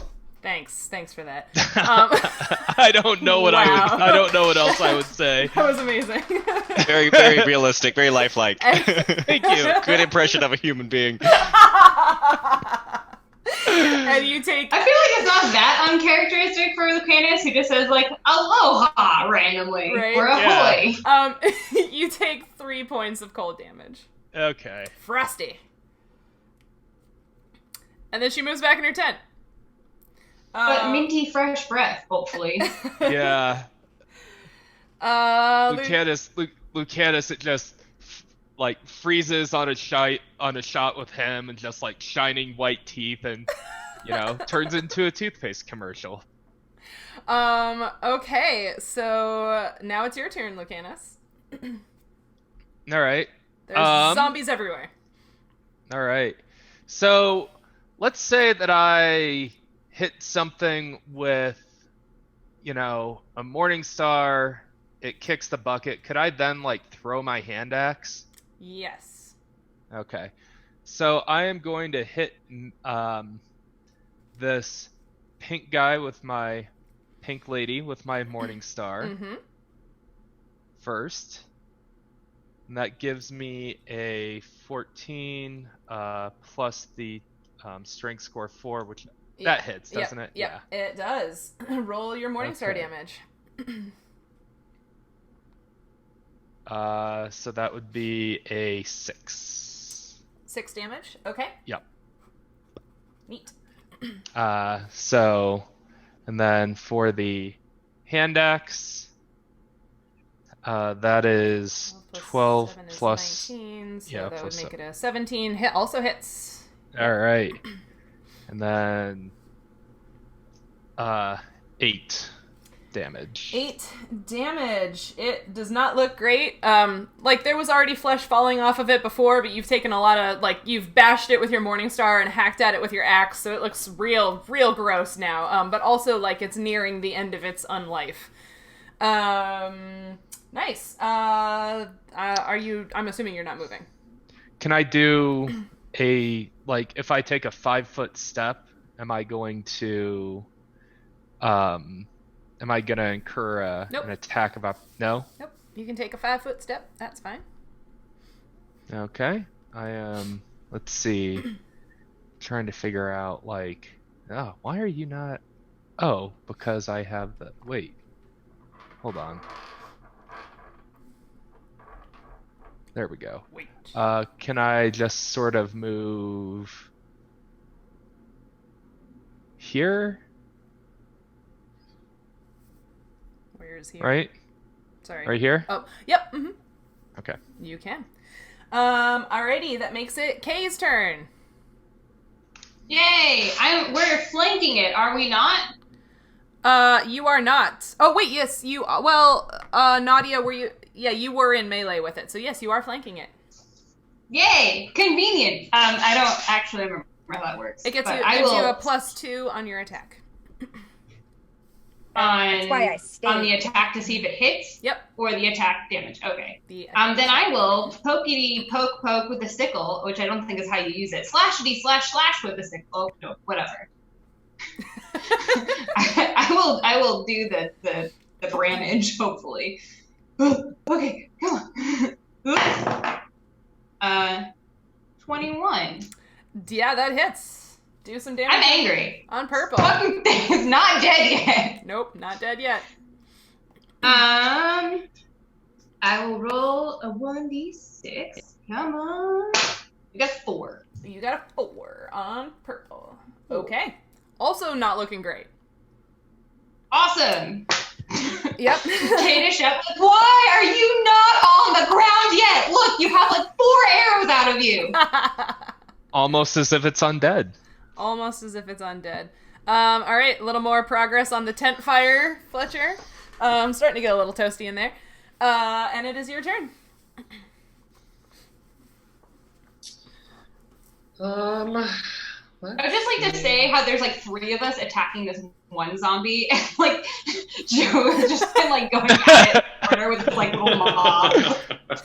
Everybody has their own skill set in this group. Yep. Joe has them, I do not. No, I just mean that melee combat isn't everyone's strong suit, nor should it be. Yeah. There will be times when Lucanus trying to kill people won't be the best option, so, you know. But today is not that day. Today is not that day. Although, we're gonna... So, question. My grease spell produces grease. It does. And while it is not stated that it's, anything about the nature of grease, grease is very flammable. It is fats. So I would like, because things keep happening, I know there's something with this tent, and the rain is making this progress far too slow for me. I take 1 5-foot step over to get closer to the tent, and I aim sort of at the leading edge of the fire, where I'm indicating on the map right now, and cast grease to lob a 10-foot square amount of grease onto the top of the tent. Okay. Whoa, I love this. That's really clever. I also love it. This is why Fletcher's our academic. I Good know. job, Fletcher. So does it say anything about using this as a ranged spell? It is. I can cast it for. My range is 30 feet on it currently. Okay. And you can use it on one entire object or a 10-foot square. Yeah. So why not just cast it on the tent? Well, because the 10 is more than 10 feet. Yeah, the 10 is very big. Oh, whichever's Yeah, smaller. very big. Gotcha. Yeah, it has to be a smaller object. Yeah, and it doesn't say anything about you having to, you don't have to roll an attack or anything in order to aim it. So No. yeah, you do that. Cool. No. Yeah, it's not any kind of like attack or anything. And it says material objects are always affected is part of its description. So would you like it here? Is that where you wanted it? Or did you want it somewhere else? Granted, it's the top of the tent. I probably can't aim it that well. Okay. I think that, and let me measure really quick because this does have a distance it can go. But it's 30 feet. It could go pretty far. Yeah. I think I would be aiming to try to get it a lot further. So I think I would try to be aiming towards sort of this area. So like here? Yeah, that's what I would be trying to get it to go to. Cool. Yeah. Yeah, no, that's super smart. I love it. Okay, so you have greased the tent. So we'll see what happens with the fire progress on that next turn. Okay, that is the top of the next round. That's Nautia. 2 claws on purple. 2 claws on purple. We're flanking it. You are flanking it. So that's what, +2 you said? Uh-huh. Sweet. Yeah! First one's a natural 20. Hey! So Roll to again, 18. Yep, that confirms. Critical claws. And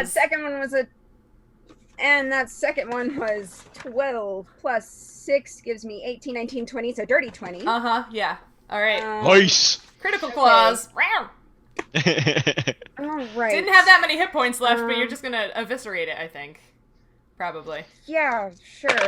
Just a stinking all mist. right, so the critical is going to be 2, which I guess I just doubled that, yeah? Yeah, you can choose to either roll twice or just × the die. I'll just ×2 that, so that's 4, and then the other one, oh, wait, it's D3 plus 2, so 2 plus 2, so 6. Yep. And then 3 for the other one. Yeah, you claw it into little shreds. And it is now dead. Fantastic. And I can still move. You can still move. So I'm gonna come over here and join the party with this wolf. All right. Are you getting into melee with it now, or are you just sort of hovering above it?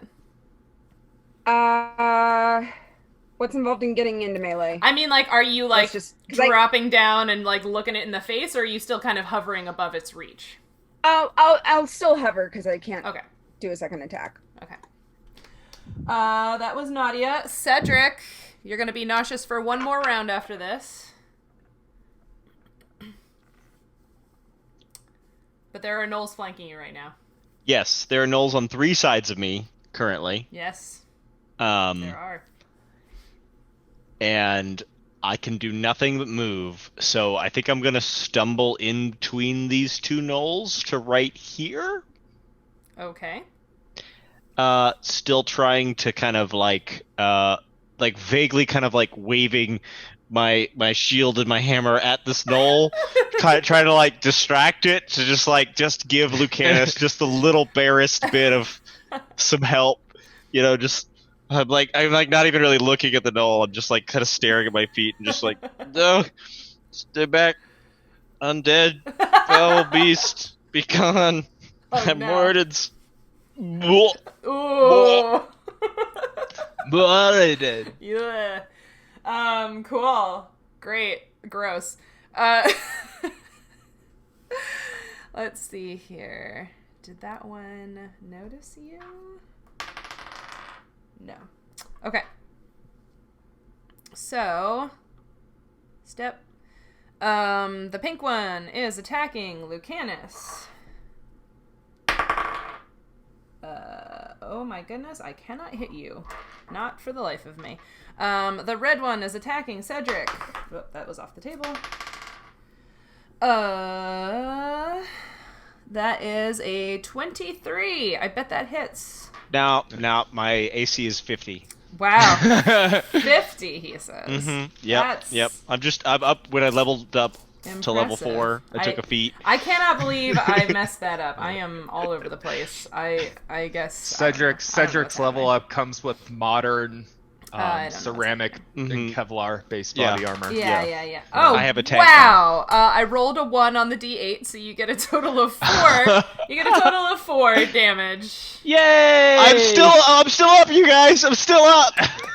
I'm at 2. At 2. Excellent. Wow. That was the zombies. Barika, it is your turn. You'll be nauseous for one more round after this. You are. Oh, there we go. Still just trying to make it away from this wolf. Can I go there? Can I go diagonally? Yeah. Yep. Boom. Cool.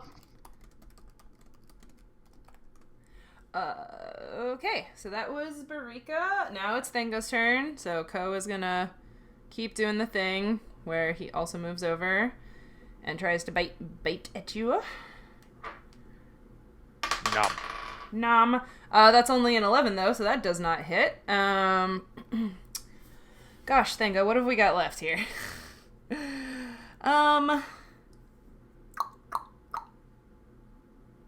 Okay. She's gonna hop back out here, and Lucanus, you see the crazy eyes again. One more will save.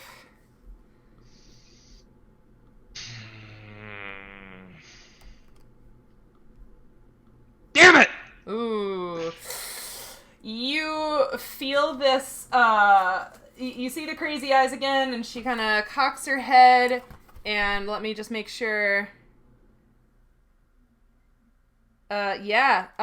So your body sort of, like, relaxes a little, like you're still standing, but you're kind of like your arms drop to your sides. You're still able to hold your weapons. You just, like, can't really do anything with them, and you're just, like, staring into her eyes, and you will be dazed for your next turn, so you cannot take any actions at all. So you can't move, you can't attack, you can't anything. You are dazed. All right. It doesn't give you a penalty to your AC though, which is nice. Oh, yeah, good. So yeah. So you are dazed, and that would be your turn, but it is not because daze. Well, this is also my last rage turn. So do I? Oh gosh. Yeah. So can I, like, go into it next turn, or because I get like 3 per day? Right. Yeah. I mean, that's up to you. You can either start a new rage next turn, or you can not start a new rage, but then you will have to deal with the consequences of that, of the post-rage feeling. So that's up to you. Okay. No more zombie. No more zombie. Okay, is it possible for me to run over to the tent and, like, put my arrow in the flame and then have a flaming arrow? So if you put the arrow in the flame, the shaft of the arrow will burn, and then it will not fly. If you would like to make it a flaming arrow, you will need to attach something to it to be the carrier of the flame. I had to do this in my own home game, so yeah, you have to, like, tie a rag to it or something like that. Yeah. Can you make your clothes into rags?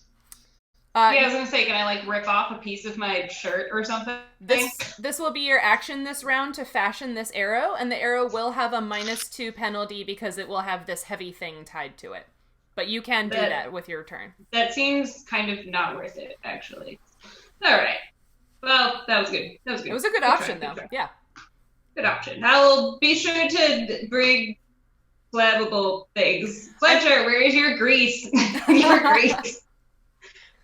I think I'm gonna go here and then take my arrow and then shoot. Oh, but that's in the. Well, I guess I'll just shoot into there anyway. It's a -2, right? Because it's shooting into combat. Yep, please don't hit Cedric. I probably won't hit Cedric. I might hit Barika or Nautia. That's fine. All right. Come on, good rolls. We can do this. I believe in you. 18? 18, that hits. Which one were you aiming at? Oh, wait, -2. Whatever, 16. Yep, that still hits. Okay, perfect. Yeah, the wolfy thing. Oh, the wolfy The only thing. thing I can hit. Okay, yeah. The only thing that I can hit from here. All right, you are hitting Co. Do some damage. Do some damage. 1d6. Oh, right, it is. I got a 3. You got a 3. So weirdly, you shoot the arrow and it goes right at the wolf's rib cage, and it goes right through the wolf's rib cage. Because there are ribs and nothing in between the ribs. So you Does it keep going and hit one of those zombies? No. Nice try though. So you did technically hit the skeleton, but because the arrow is piercing damage, you did not, and it was not enough damage to bypass its damage reduction, you did not actually damage it. That was cool. It looked really cool. Because it was like a... He just, looks at it, and then, looks at Fletcher, and then is like...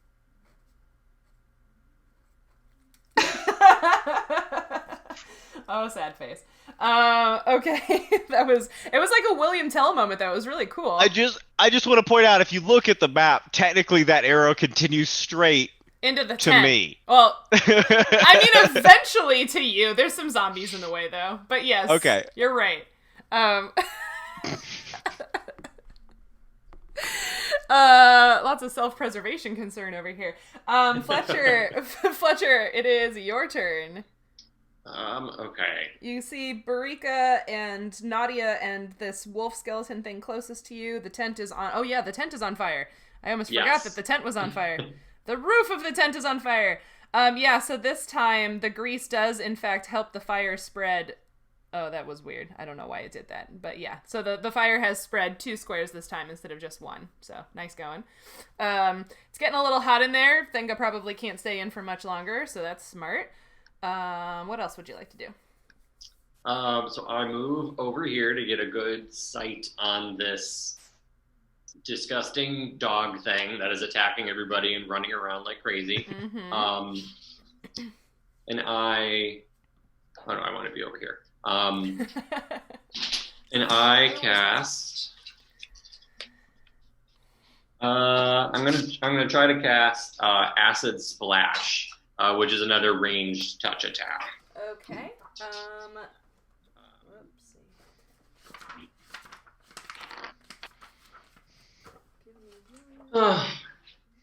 It's only a 10 again. Oh. Okay, so it's only a 10? Then... Yep. Yeah, then it doesn't matter. Okay. Yeah. Well, so weirdly... Wait. Sorry, did I not... I didn't actually look at the thing I was looking for. 5, 10, 15... yeah, so from where you're standing right now, in relation to that wolf, actually, you try to cast the spell, but nothing happens because it is silent where you are. And I believe that this has a... yes, it does have a verbal component. So yeah, you try to cast the spell, and you do use the spell slot, but yeah, nothing happens because it is very quiet there. Man, that silent spell lasts for a long time. Okay. And that has a huge range. It does, yeah. Shout out to my husband for helping me strategize on how to use the silence spell on the wolf. It is the top of the round. Nautia, you are with the wolf. All right. I'm actually gonna just spin around a little bit here Okay. And then in a cone that will hit those 3, but not of my friends over there. Okay. I got my breath weapon back, and I'm hitting them with that acid splash again. Yeah. So is it save? Yeah, reflex DC 13 half, Constitution based. It's a fortitude save. Constitution. No. Is it right? is it a fortitude or what reflex? Reflex. Reflex. Okay. Reflex. Okay. Sorry. Yeah. I was rereading their immunity list to make sure. Okay. Reflex save.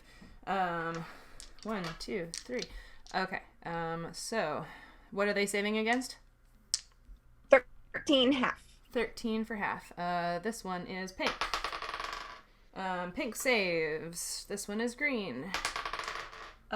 Green saves. This one is red. Red also saves. Wow, a 19, a 13, and a 15. Oh, man. Wow. All right. Holy smokes. Well, I did roll 8, so Okay. they take 4. They take 4. Pink takes 4. Pink looks terrible. Red takes 4. Red hadn't been hit yet. Green takes 4. Okay. Neat. Man, that breath weapon is something else. Okay. Cedric, this is your last turn being nauseated. Yay. Long spell. Yeah, 4 turns feels like eternity. I know, it really does. Was that the max turns for it? Yeah. Like, how long could it last? It was a D4? Yeah. Oh, my God.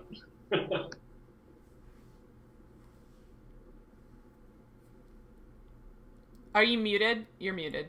The last 6 seconds of this 24-second period. I think I am in the best position currently for Lucanus to move in so that he has advantage on this pink guy at least. Okay. So I'm just gonna kind of fall to my knees a little bit and just kind of dry heave onto the ground. And then do, like, slowly start to rally, like put my warhammer down on the ground and just like push myself back up. Yeah. Get ready to do something next turn. The music swells in the background. And that's my turn. Okay, and that's your turn. Oh no, honey. The zombies are right there with you. Oh man. Okay, so we'll start with Pink attacking Lucanus. Because it has been doing a terrible job of this so far. It's still doing a terrible job. Gosh.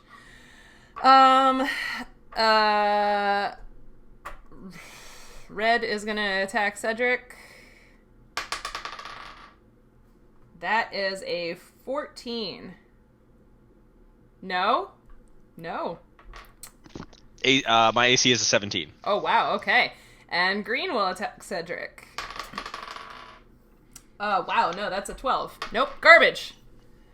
He's hanging on with his 2 Bring it on! hit points, folks. Garbage zombies. Wow.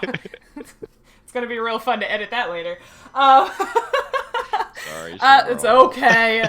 Barika, this is also your last turn of being nauseated. Alright, so Barika's gonna move a little bit. Once again. But this time she's gonna start moving back towards the battle. Nice. She's starting to get ready. In true hyena fashion, she's gonna dry heave a little bit more, cough up an entire leg from a creature she ate last night. Nice. After that, she's gonna start feeling a lot better. She's gonna get up and she's gonna get ready. Awesome. That's real gross, but I love it. Okay. Whole wildebeest leg or whatever comes out. So now it is Thenga's turn again. Okay, so first Ko is gonna attack you because that's what he's been doing. That is dirty 20. Yeah, that definitely hits. And that is his. Oh yeah. Barika, you take 7 points of skeleton bite damage. And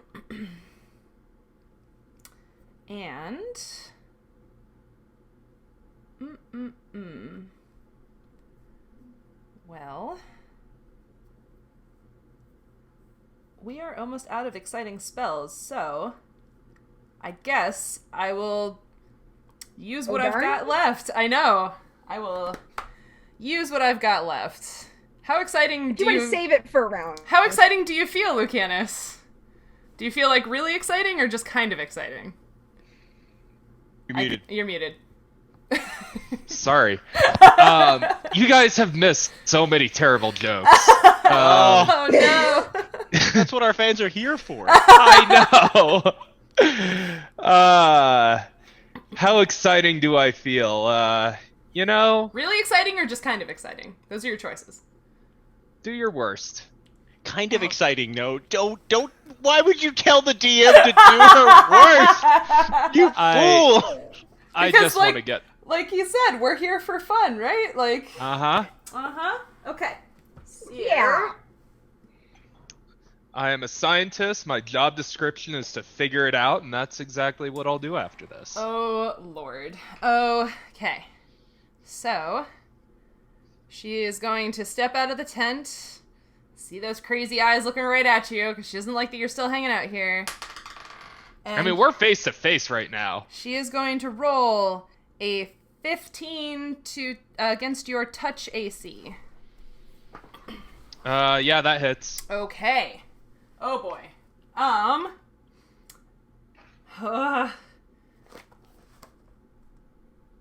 Oh, y'all heard him say do your worst, right?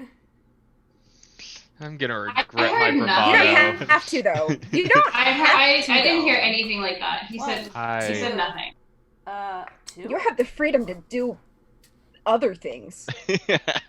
No regrets his don't bravado. listen to Joe. No regrets. Yeah, she just like pukes up sparkles or something. Like, oh, surprise, a unicorn. Oh god, do you have any idea how much time it would take to get all the glitter out of this party? Oh, wow. I just throw all my shirts away. Yeah, but I mean, Cedric, that means that we'd have to do like 4 shopping episodes. Mm-hmm. Cedric will not throw his shirts away for blood stains, but will throw his shirts away for a little bit of glitter. Truly. Just like Glitter. to... I mean, you can get blood out. You can't get glitter out. You couldn't get the blood out. I'm going to roll this one publicly on Roll20 because I think your reaction will be fun and also because I don't have enough D6s. Oh god. Oh, Double fuck.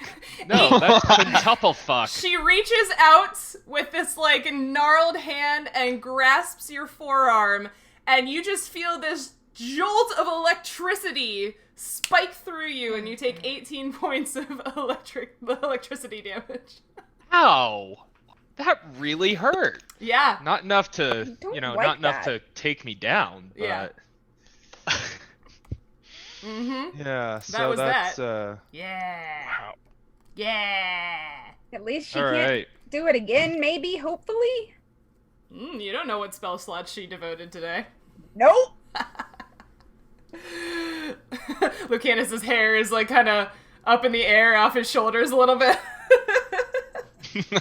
Yeah, but I mean, I'm doing fine, so that's, Yeah. Hold on, give me a second here. So that means that I have, including the ones that Cedric gave me. Let's see. Yeah, did I give you? still at 27. You gave me 6 temporary hit points last time. Oh yeah. Yeah. Good job, me. Hey guys, I accomplished something in this fight. Good Yeah. job, me. I forgot, but Joe did. That's what's important. Good job keeping track of So- that, Joe. Honestly, Yep. giving Wait. the tank a little more longevity, good move. Yeah. Yeah. I'm good at D&D, y'all. You heard it here first. Oh gosh. Also, sorry, I the am stinking at cloud is 18. gone now. So, Okay. all right, yeah. So So yeah. yeah. So yeah, that's So yeah, right now I'm at Yes. I'm at 18 hit points. So I'm actually still doing pretty good. Okay. So Awesome. yeah, just let me know when it's my turn. It's your turn now. Oh, good. So,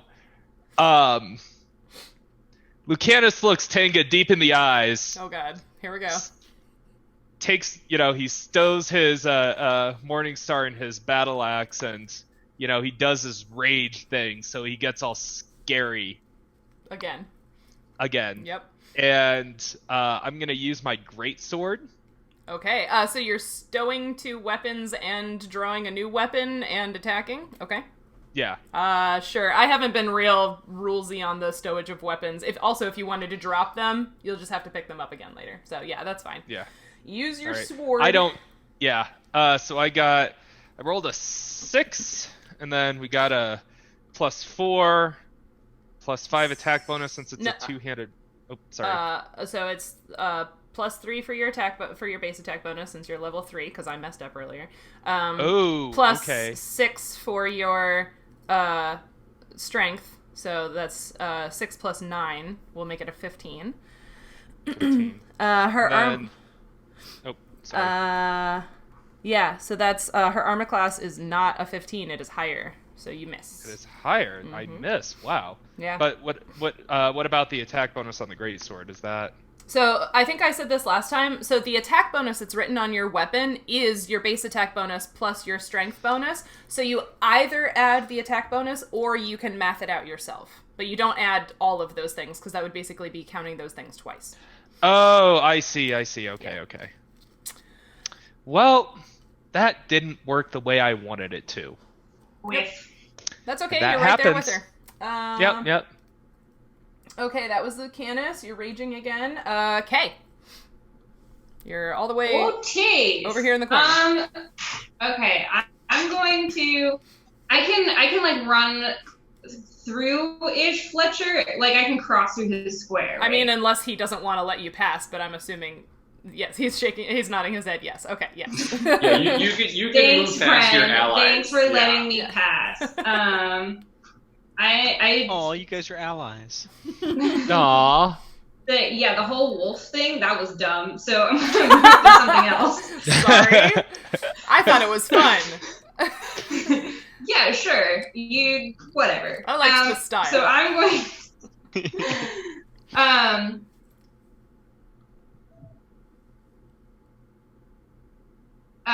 Because they're. Yes. What happened? What exactly is that stinky ball thing I have, and how does it work? Oh, so the sticky rock thing that Gary gave you. So that Gary told you that does shoot. Nope, that was the wrong document. I think I just wrote explodey, smelly thing. Explodey, smelly thing. Yes. Gary told you that when you throw it, and it hits a creature or the ground, it will explode into a cloud of fungal toxin that will damage plants and plant creatures. And they asked you to not use it on myconids. Right. Well, these are not plants, nor plant creatures, nor myconids. Not to the best of your knowledge, they are not. I mean, if they are decaying...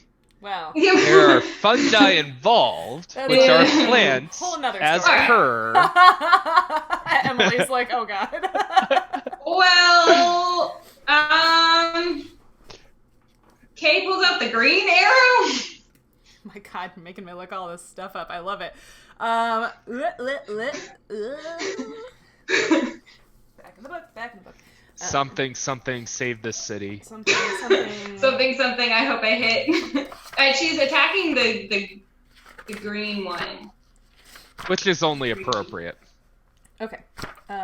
Well, how do they all look? I know pink one's dead, almost dead, but I can't hit that one. So do green and red look about the same? Yeah, green and red look about the same. They are the ones that have not been hit very much so far. So, okay. Well, I guess I'll hit the green one.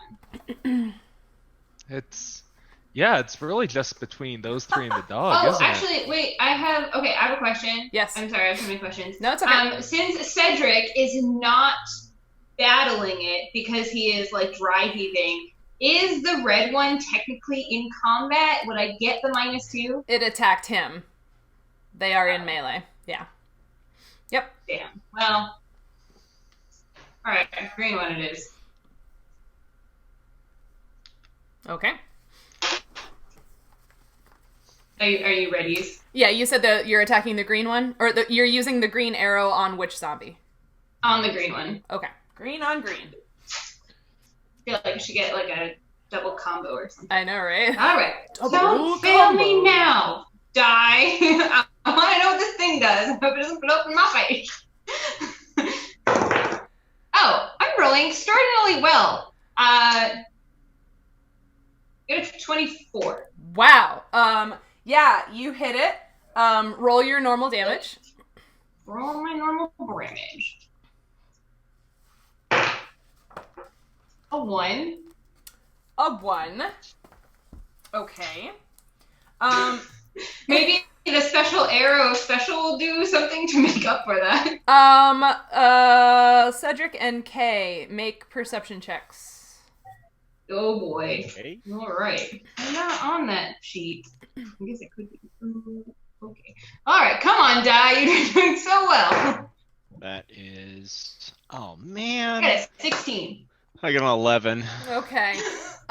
Cedric, you're still like wiping tears out of your eyes from all the dry heaving. Mhm. So- Oh, I got some dirt in my eye, Yeah, too, because I wish my this- hands were on the ground. Not great.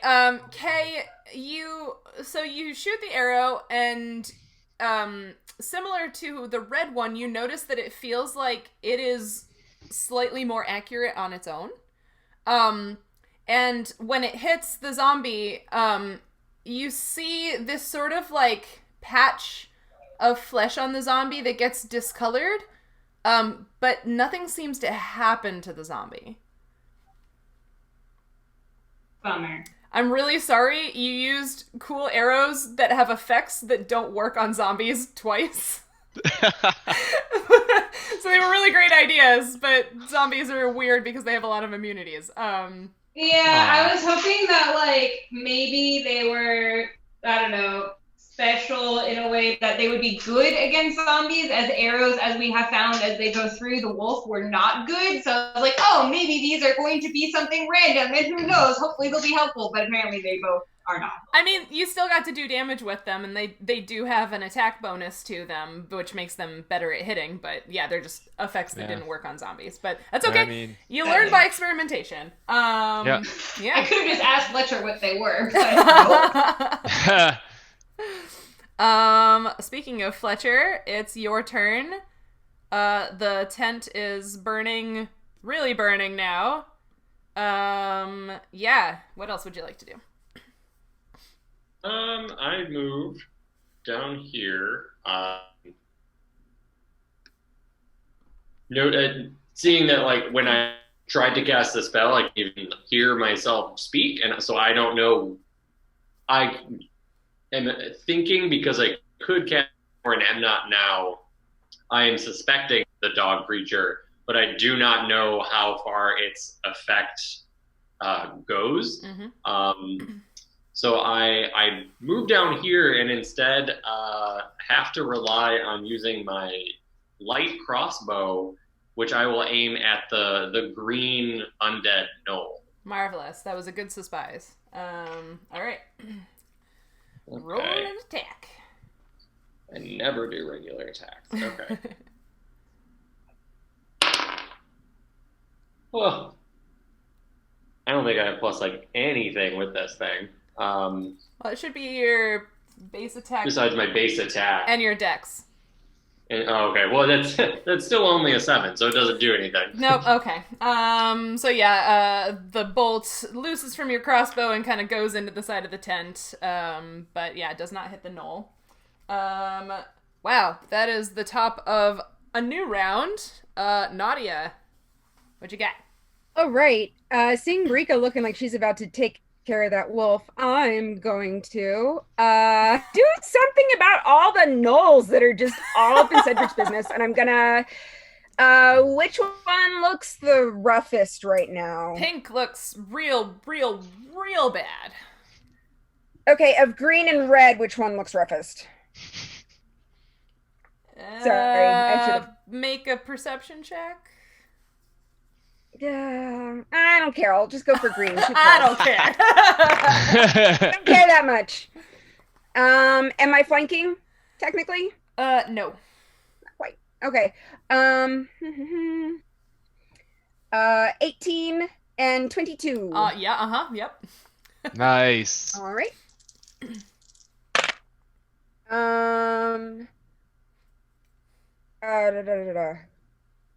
3 and 2 plus 2, 4. 3 and 4. 3 and 4, so 7. Okay. Yeah. All right. You claw at its face. You rip one whole ear off. It's just kind of like dangling off the side of its head by a little strip of flesh. It's real gross. Yeah. Nice. Real nice. gross. Yeah. You Van Gogh. Is that it? Except for the grimacing at the joke. Hey, Cedric, guess what? It's your turn. Is it my turn? It is your turn. Am I not nauseated? You're not nauseated anymore. You're I could do a thing? You can do a thing.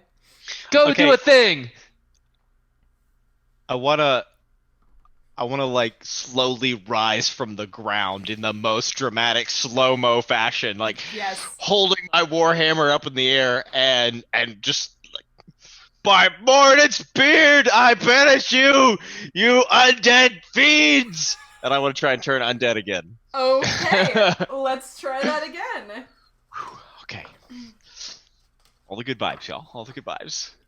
All the... Mother... It's the same roll! Oh! For those of you playing along at home, it's the same roll. It's a 3.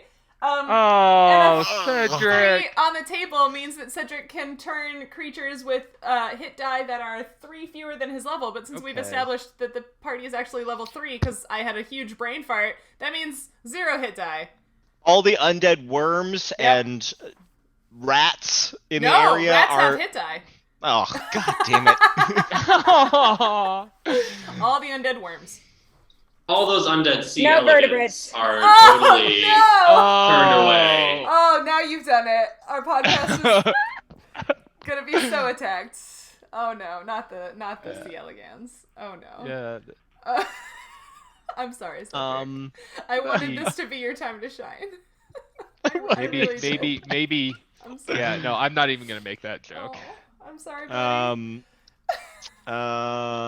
Yeah, I guess that's my turn. I'm just gonna stay here and soak up some attacks so that Nautia can do something useful on her turn. Okay. Yeah. But hey, I just wanted to establish it did look cool, right? Yes. Oh yeah, totally. Like It held up my looks sword super and like cool. threatened them. Yeah. Maybe a little bit of a glow Yeah. from a warhammer. Totally. Okay, yeah, that's all that really I was matters. picturing like when Captain America has Thor's hammer in Endgame. Yeah. Yeah. I hope that's not a spoiler anymore. It's too late for spoilers, right? Anyway. I mean, at some point. Anyway, now it is the zombies' turn. I mean, as much money as that movie made. Pink is gonna try to hit Lucanus. She's been doing a real bad job. This time though, she gets a 22. I bet that hits. I'll bet you it does too. I'm glad we're on the same page there. She pokes you with her spear for 10 points of damage. Jesus. Mm-hmm. Those spears. Not great. Not great. I'm feeling bad for not hitting pink. I mean, yeah, I'm starting to get to the point where I might not be happy for the next few turns. Oh no. Nautia green completely whiffs on you. Real bad. And Cedric, that's a 19. Great. Great. Yeah. That one hits, right? With the axe. Uh-huh. Yep.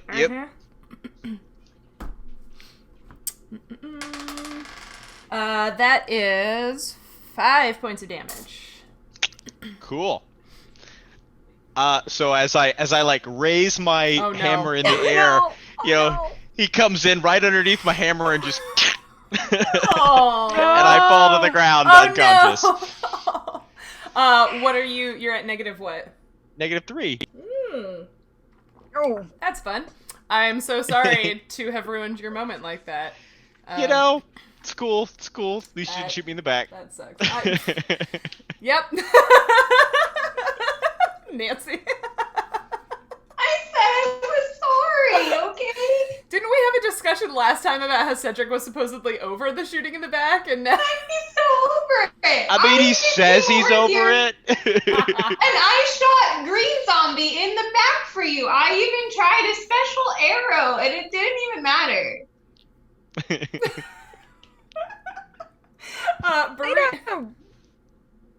I played a ranger for a while that actually would frequently come into flank and hit people from behind so much that I actually ended up getting advantage on attacks from the back. The rest of the party made many crude jokes. It was great. Oh, Barika, it is your turn. You are not nauseated anymore.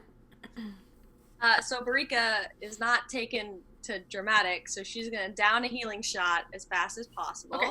Yeah, you had one in your inventory, right? I think I gave you one. Yeah. Yeah. And I roll that guy. Right? It says roll 1d8 Yep. plus points. Okay. Mhm. And then the last hit I took was 7, so I got 14 back. Right? What? Is that Oh, right? yeah, you rolled, well, you rolled a 7 plus, Uh-huh. what is it? It says plus 1, I think. Is that Oh, right? plus 1 hit point. Yeah, so you get 8 hit points back. Okay, cool. Yep. And then she is pissed off that this wolf has been trying to get at her this whole time and she hasn't been able. That it's been hounding her? Yeah. Has it been dogging her? Oh. Okay. Oh. Way to go, Joe. That wasn't me. I know, but it might as well. Now Barika's mad. So angry. I am just so ashamed that I didn't think of these. Wow, you guys are. I love you guys so much. I'm sure you inspired them, though. Yeah. Oh, Yep. I am absolutely. Yep. Okay. So you're gonna attack? So yeah, all in with her Rungu with her one weapon because she just wants to make sure that she can hit as hard as possible. Perfect. Do it.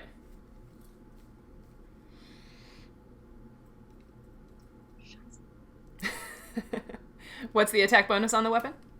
The attack bonus is 8. Okay, yeah, because you are much strong. So that does actually hit. Roll some damage. And then I roll the d8 for this one. Mm-hmm. Like an 8. Nice. Max damage plus you're strong, which is 5, so 13 points of damage. So Barika regains her composure, drinks the healing potion, and just like throws the bottle on the ground, and it into glass shards. And you wind up with your club, and you smack this skeletal wolf, and it just like into like a cloud of bones that just goes scattering across the ground, just everywhere, everywhere. Point of order. Does it make a sound? No. Yeah. So it's just this like beautiful display. The background music that was swelling while Cedric was getting up and then got cut down. So the skeleton. It just swells over this like glass breaking and the skeleton exploding. But you do not hear any That noises. music was for Barika. It wasn't for Cedric. Yep. Who knew? Amazing. That was a great attack. Do you want to move or are you good where you are? Yeah, now I'm gonna want to get close to the mess over here. Yeah. Can I move right here? Under Nautia? Yeah, that's totally fine. Okay, cool. Perfect. Okay, that brings us back to Thenga's turn.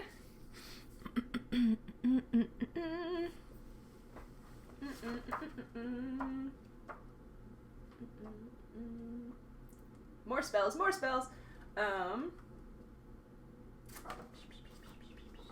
You could just, throw a rock or something. I mean, she could, but she's right there in melee with Lucanus, so she can't really throw rocks. Maybe you try to slap him. Yeah. I mean, her last slap was. True. Shocking. That wasn't Yeah, great for you. it was shocking. It was like Portland PD level. Oh, wow. Here we are getting ourselves in so much trouble tonight. First you made the C. elegans people mad. Now you're calling Big Brother down on us. It's been nice knowing everyone in the audience. In like a month, the whole episode will no longer be relevant. Sorry to all of our podcast listeners. I know, right? People who listen to this 3 years from now will be like, what are they talking about? Okay. Coconuts. Coconuts? Remember the coconuts. Sorry, that's a joke just for the chat. Okay. So. Wow. Yep. Okay.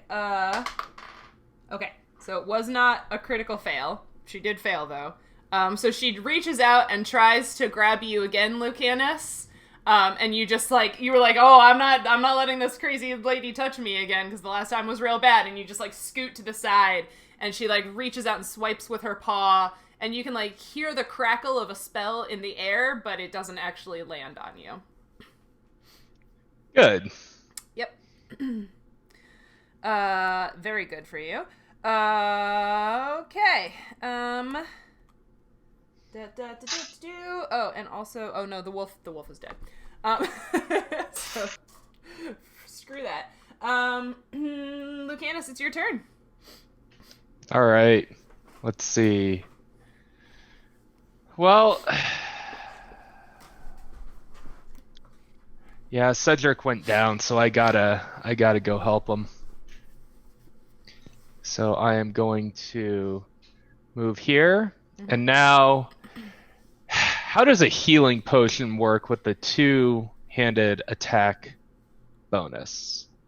What? Aren't you just you're just using one weapon now, right? Didn't you drop both your weapons? So now Well, you're just yeah, using he's got a two-handed weapon in his hand, so you can. I'm gonna have to stow and grab. So right. So basically, what's gonna happen right now is you're gonna kneel down on the ground and put your weapon on the ground, pull out the healing potion, and give it to Cedric, right?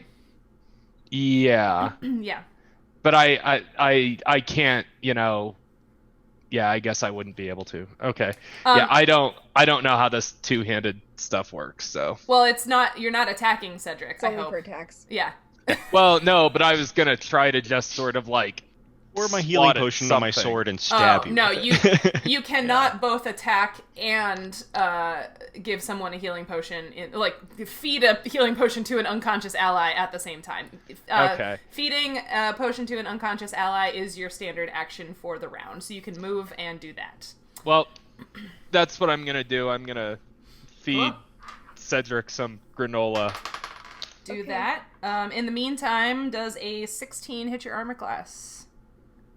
Yes. Okay, so you're taking attacks of opportunity because you're doing something in melee that is not fighting. Oh, this is gonna go fast here.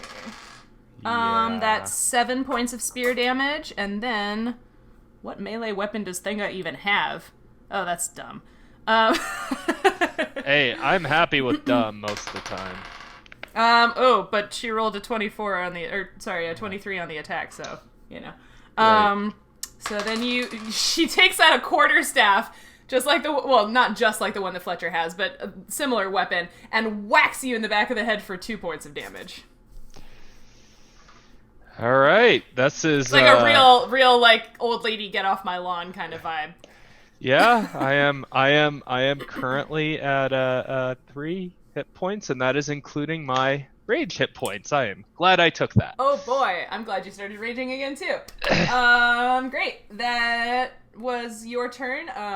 But I did get the potion into Cedric, right? Okay, so that's the D8 that you rolled? Or no, that was the D8 that Emily rolled. So yeah. Yeah. I didn't know that I had to roll for that. Either you or Cedric can, but somebody needs to. I can do it.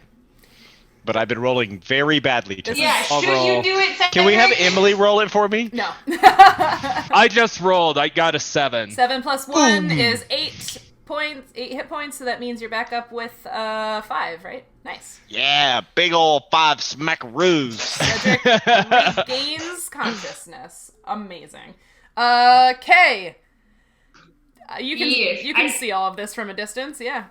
I pull out my sickle. For Cedric! Oh my gosh! Oh wow! And we are now flanking it because he's up, right? Yes! Oh man! And so I will slash at it with my my sickle. Let me pull that. Oh my Can this gosh. count as a surprise attack? Because No, but it's amazing. Alright, come on. So I get a +2, right? Because we're flanking it. You do. Come Wow. on. Kate just sprinted into melee combat, guys. This never happens. I got a 13. A 13 on the Gnoll is not enough. Sorry. Oh. It looked really cool, though. Ah! You so you ran in with your sickle brandished high, yelling, and you you got up there and kind of forgot that you were supposed to bring it down until it was a little too late. So you really telegraphed what you were gonna do. But I liked it. I got up there and was like, wait, how do you use... That's okay. It was good. That'll be Fletcher's turn then. Oh, sad face. Okay. So ranged magic through battle takes the same he just ran the penalty, 9 right? yards. Mm-hmm. Oh boy. Sorry, Fletcher. Yeah, they're all in All a of your big plans. clump right there against the... Oh, and the tent is also still on fire. I forgot. Yes. Yeah. Can't forget about the fire in the tent. Fire. Should have a lot of growing edges Fire at on the this tent. point. Yeah. Very many growing It's more edges. fire than tent now. Yeah, pretty much. Hopefully there wasn't anything important in there like the Cubs. Yeah. Emily's face. All of a sudden, baseball players just start running. I would around. hope they would flee the tent if something were happening. What was the Yeah. line last time? Baby's very needy. Just hopefully they just null out. Help. Wow. That doesn't know that. Oh, man. Hey, I'm trying. I'm not. Are you? I mean, yeah, I am. All right. Fletcher makes it to over here. That's as far as I can move, and the last possible thing I can try to do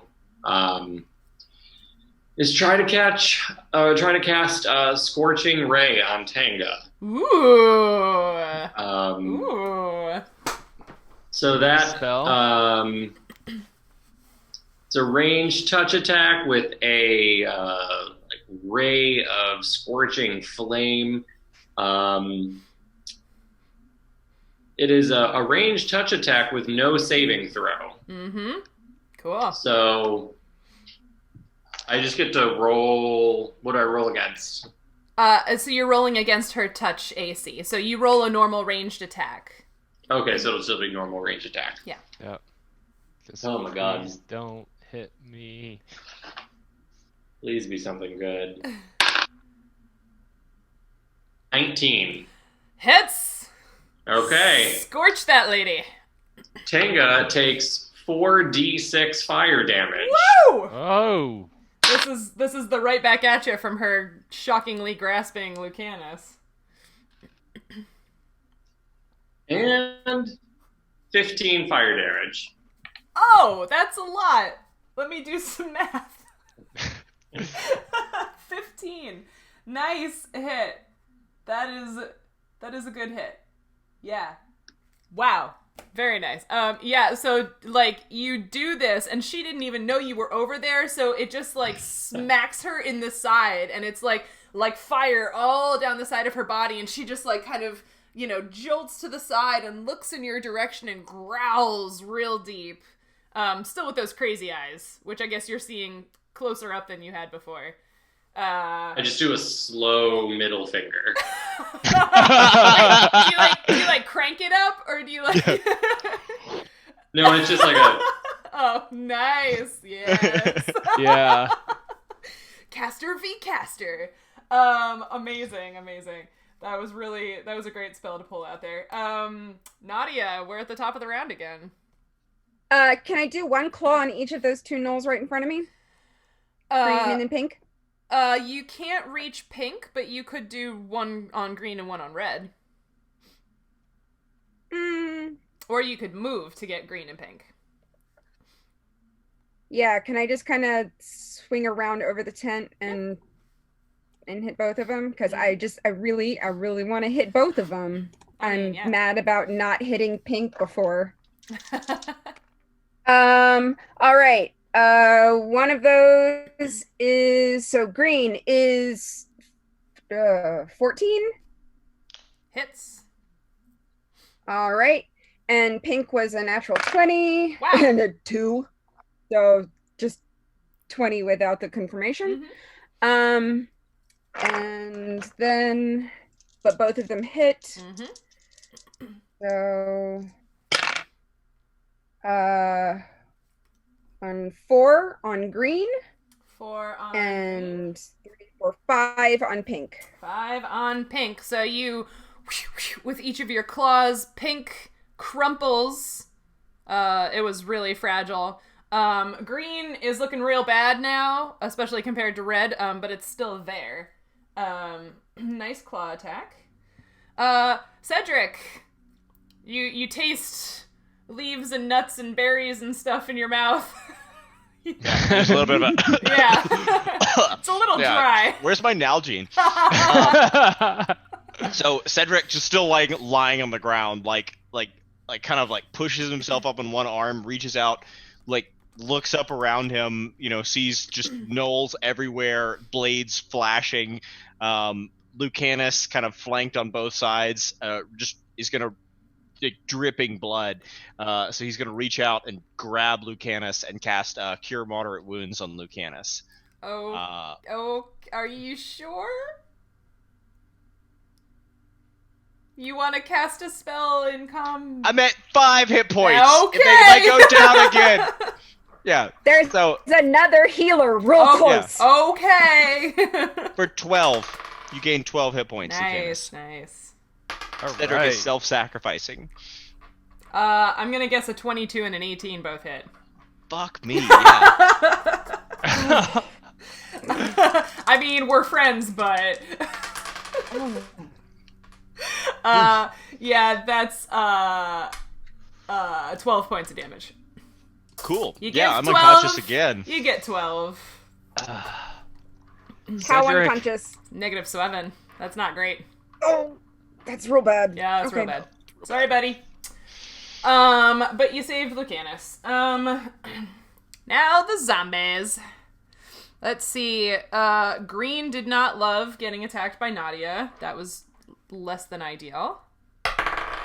That is a 15.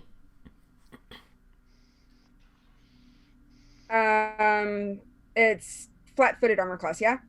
No, you're regular. Okay. There we go. 16. Okay. Then it misses. Red is not a fan of K right now, because you ran screaming up to it. That is a 16. I also have a 16. All right. If it meets, it hits. No! K, you Cedric! take... K, you take... How many? You take 7 battle axe slashing damage. Ouch. Ouch indeed. But there are many fewer zombies than when we started. Barika, it is your turn. Alright, Barika sees they get hit, and Barika flies into a rage, and she goes all in for the red gnoll. But she's gonna try a double-handed attack this time, so she's gonna use her rungu and her spear. Nice. Okay. So for the rungu. So that's, again, it'll be the d20 plus your attack modifier for the weapon -4. Okay, so 19 plus 4 minus 4, so 19. Yep, that definitely hits with the rungu. Okay, and now I use the d8, 3, and then it says ×2. ×2 is just if you got a critical, but the rungu does include your strength. So what did you roll? I rolled a 3. Okay, so that'll be plus your strength of 5, so 8. Oh, I hate math. That's not true. If I really hated math, I wouldn't be playing this game. What? You hate mental math. I hate mental math. Okay, so that was the Rungu, and then with the spear? Okay. With the spear, I got a 14. Plus 3 minus 4 is 13. That misses. Okay. Sorry. But that was a good hit on the first one. Nice. Barika is mad. Thenga is also mad. So she is going to... What is she going to do?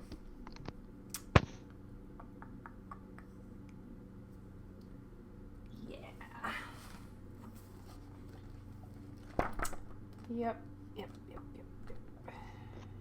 Oh, there it is. Okay. So, Lucanus, take a single melee attack of opportunity on Thenga. Alright. Do I have to roll a d20 first? Yep, that's an attack. Okay. 13. Plus all of your stuff. Yeah, that'll hit. Roll damage. Greatsword? That's what you were using, right? Yep. Mm-hmm.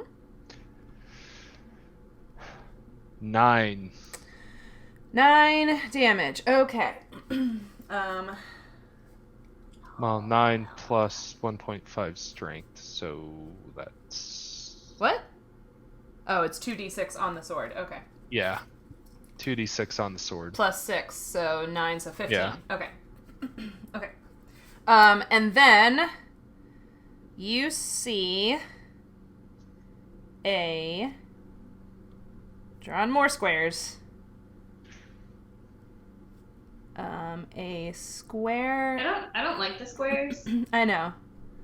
A square of fog appears from... That doesn't sound too bad. Yeah, okay, so a square of very thick fog appears in that square. So Cedric... Well, Cedric's unconscious. Sorry. It's a kind of He's fog. in his own fog. He's in his own fog. Okay, but yeah, basically what this means, Lucanus, is that you cannot see more than, 5 feet in front of your face, basically. Okay, but I can still see Cedric, right? Yeah, you can still see Cedric and Thenga because they are, they are within 5 feet of you, but, I mean, technically, Lucanus is 6 feet tall, right? So, I'm more than 5 feet away from his eyeballs. You know what that means. Yeah. So it has become a very thick fog around you, and you cannot see very well. All right. And then she is going to step. I guess she could have stepped first, but whatever. And she's going to step back into the mist, so you cannot see her now. So you cannot see her now. Whoops. Sorry. Hold on a sec. Layer. There we go. Okay, you cannot see her now. Poof. And it's your turn, Lucanus. Okay, so,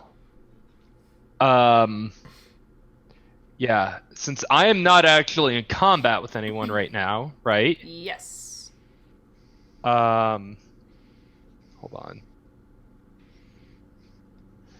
Sorry.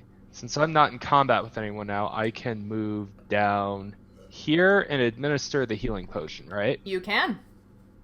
And that is what I shall do. I shall use my last granola of light healing to resurrect Cedric. Nice. So that's 1d8 plus 1. 1d8. If you roll bad enough, it may not resurrect me. Well, I mean, it'll stop you from dying, so there's that. That's trying to... Oh! Max healing! Nice! Max! That's 9. That puts me at 2. Oh! He's awake again, everybody! I've been at 2 before today. Feels very familiar. Yeah. Feels good. Okay, that was Lucanus. Kay, you just watched Barika go ham on the gnoll that attacked you. Yeah! And she feels inspired. She's also going to just swing at it again. Yes! Barika's giving her some serious girl power. Yes. Girl boss. I said it in a tweet earlier, but Barika is a great gnoll model for Kay. Oh. Amazing. I love it. Okay, so I now know how this works, but come on. Nope, I missed. You missed? Oh, I'm sorry. But I Aw. bet it looked real cool. Fletcher. Okay. I don't have any spells anymore. Oh. So Hit someone in the head with your staff. It worked so well last time when you like rocketed someone's head off, right? That's yeah, it's true. all you can do. Probably will then immediately be knocked down to the ground. But I will go here. Okay, did that attack include the +2 for flanking? Sorry, Fletcher. Okay. Fletcher. Okay, did your attack include the +2 for flanking? It did. I rolled a 4. Oh, okay. All right. Sorry, Yeah. Fletcher. Go ahead. Plus.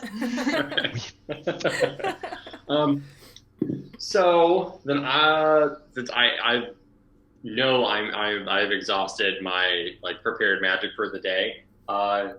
Instead, I'm gonna grab my quarterstaff with 2 hands, since it's a 2-handed weapon, and try to swing at that red gnoll. Yeah. 17. Hits.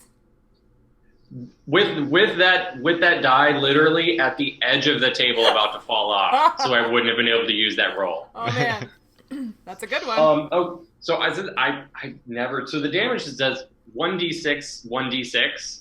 What does that mean for doing these physical attacks? So that means that you could, you can do one end and then the other, like a monk, and do right, like martial arts style. If you wanted to do that, there would be penalties because it's technically 2-handed fighting. Okay. I don't think Fletcher is super capable of doing something like that. Cool. So if you're just using the one end, then on the damage, you will roll the 1d6 and then add 1.5 times your strength bonus. Which is nothing. So. Oh, okay. Well, 0 times everything. 0. 2. 2 damage on red. Cool. Alrighty. Nautia. Fletcher was also inspired by the girl power. 2 claws on green. 2 claws on green. Yes, another 20. So one of them is 16. And 16 on the confirmation on the natural 20. That is a critical. Whoop whoop. Okay. Yeah, critical claws. So the first one is going to be 3. Okay. And then the crit is going to be. So I double the die, right? Yep. So that'll be 5, 6, 7. Wow. So 3 and 7. Yep. You just slice. Is she very dead? You slice another Gnoll zombie into ribbons. Okay, Aww. and then I'm gonna move and just guard Cedric. Just guard Cedric. I won't be just right on top of him so he can stand up, but yeah. Very close. Awesome. Love it. Cedric, that brings it to you. All right. Y'all are ganged up on this one Gnoll zombie that's here. Yep.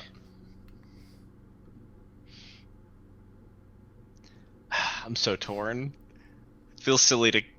I mean, we've healed you twice. You are pretty torn, dude. Wow. Wow. All right. Gonna very slowly get up. Okay. And so for turn undead, it Yes. very specifically says it does not provoke an attack of opportunity. Right. So I can use it in melee range, right? Yeah. Okay. Yeah. I want to try for the 3rd time. Oh my goodness. Hey, That's a 5, everybody. A big ol' 5. Possible. it was better than Are the you- last 2. Oh my Cedric? gosh. Peter, Oh, are no. you What have I done? Peter, are you sure you're rolling a d20? Yep. Oh no. Yeah. Yeah, it you says know, D20 plus 1. Oh Yeah. man. Your god has Forsaken me? Cedric. yeah, I'm taking my next level in Gonna Warlock. You have guys to- heard it here first. Oh, hey, there's an option for that, but you'd have to work for it. So. Oh man. Wow. Well, so you don't turn the zombie. I'm Cool. sorry. Hey, but you used all of your turns for the first time. There are emotions happening inside Cedric. I just want everyone to know that. Is he wearing them on his face or just inside? Well, he's in a fog, so we couldn't in see the either fog, way. Fletcher and Lucanus and Nautia can see it, I think. Okay. You can see the emotions happening. Also the Gnoll zombie that's right there can see them happening. Yeah. It doesn't care. The single tear dripping down my cheek. Oh, the music changes slightly. Speaking of that zombie, oh boy, eeny, meeny, miny, mo. Let's see. 1, 2, 3, 4, 5. 1! That's Barika. Alright. It's gonna reach out and attack you. No, it's not. Now it's your turn. She's Can Yeah. Wait, my turn? Yep. Okay. Can I move close enough to once again see Thenga? You don't know, but you could move into the cloud of fog and see if you can see her. Okay. So, alright, what if I do that? What if I move into here and see if I can see her? Please hold. Like, Barika's rage has worn off, and she's like, no, I gotta focus on the real threat. She remembers, her, like, bit of passion trying to kill the red gnoll has passed, and she's like, no, I have one true enemy, and she wants to go after Thenga. Mm-hmm. So leaving the red gnoll space like that will provoke an attack of opportunity, and it bombs it real bad. So yeah, you are right up there on Thenga. Awesome. In the fog. And then we're gonna go for a one-handed attack because it worked on the wolf. So we're gonna use that Rungu. Nice. Let's see here. Ow. 17. Nice. Yeah, plus all of your stuff definitely hits. Okay, cool. And then for damage, I roll a d8. Mm-hmm.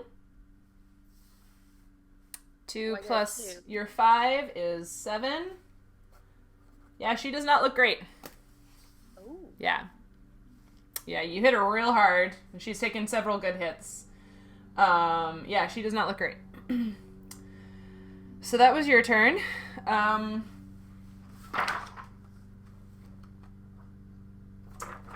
now...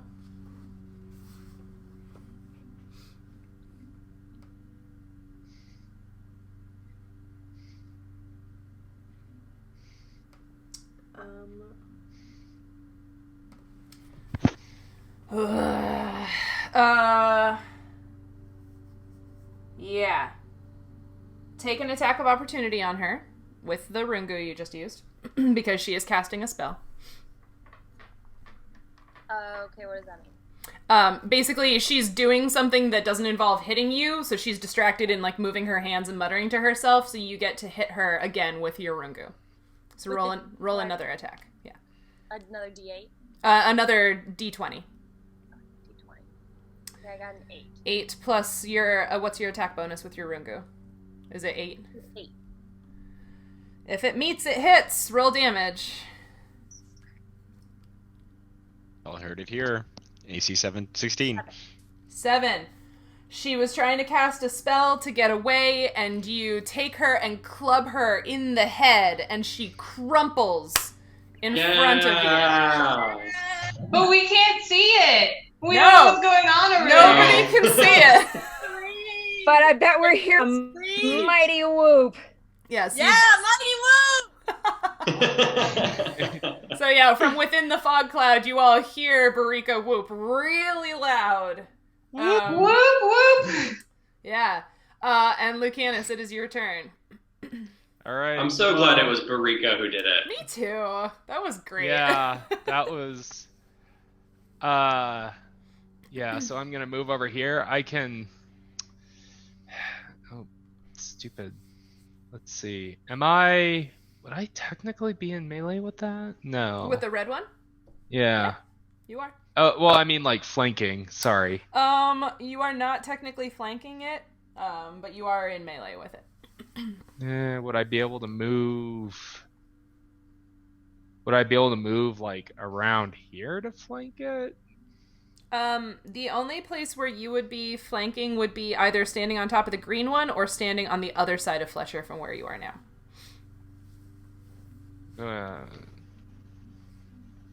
Right. Well, so yeah, you can get there either way. Can I move like that? Yeah. Okay. I just wasn't sure how it worked, like with the tents. Yeah, it's fine. You have enough movement Okay. to get there. You've got 40 feet of movement. You can. Yeah. Well, I just wasn't sure, like, if I could just sort of like scooch past Fletcher. Yep. As long as he allows it, you can. Okay. Yeah, it's like airline seat rules up in exactly. here. All right. Yeah, no, so- actually, I'm like, Bill. no. Well, that doesn't You hit. shall not. Yeah, 3 plus Lucanus was- 7 plus 2. Yeah. Yeah, no, it does not. Lucanus was too busy thinking about the philosophy of scooching, the politeness of, yeah. Kay, the red one is still in front of you. I'm gonna use my sickle again. Yeah! Yeah. Do it. Ugh, come on! Die! I have so much faith in you. We can do it. I believe in you. Cha! Yeah, there we go. Probably. We have an 18. Oh, that hits. Roll some damage. Excellent. I'm going to roll some damage. I got a 3. You got a 3. Awesome, yeah. You take a good cut out of it. But it is still standing there. It growls at you. Kind of this, like, weird, like, slack-jawed growl. Fletcher. You know what? For the sake of this is dumb. I'm gonna say you're all standing in a circle around it, beating on it. It's gonna be dead soon.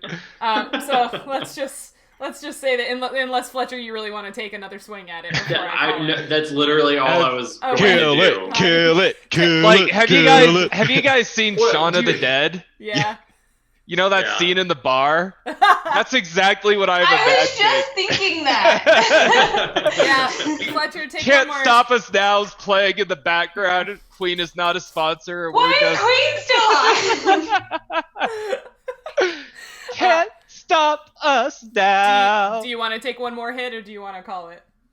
I mean, well, if I miss, then are we just going to keep having to roll? I mean, that's what I'm saying. Is like I'm just gonna Yeah. call it at the end of this round and be like, "This is dumb." Someone's going to kill it. Exactly. So, Yeah. Yeah. Okay. I mean, do you want me to see You if can I'm the hold one it who and kills let it? Cedric Go for hit it. it with Yeah. his hammer. Let's see. Yeah. Continue our trend of Fletcher killing everything. Yeah. Well, it was a dirty 20 Oh, nice. Boom. Yeah. That works.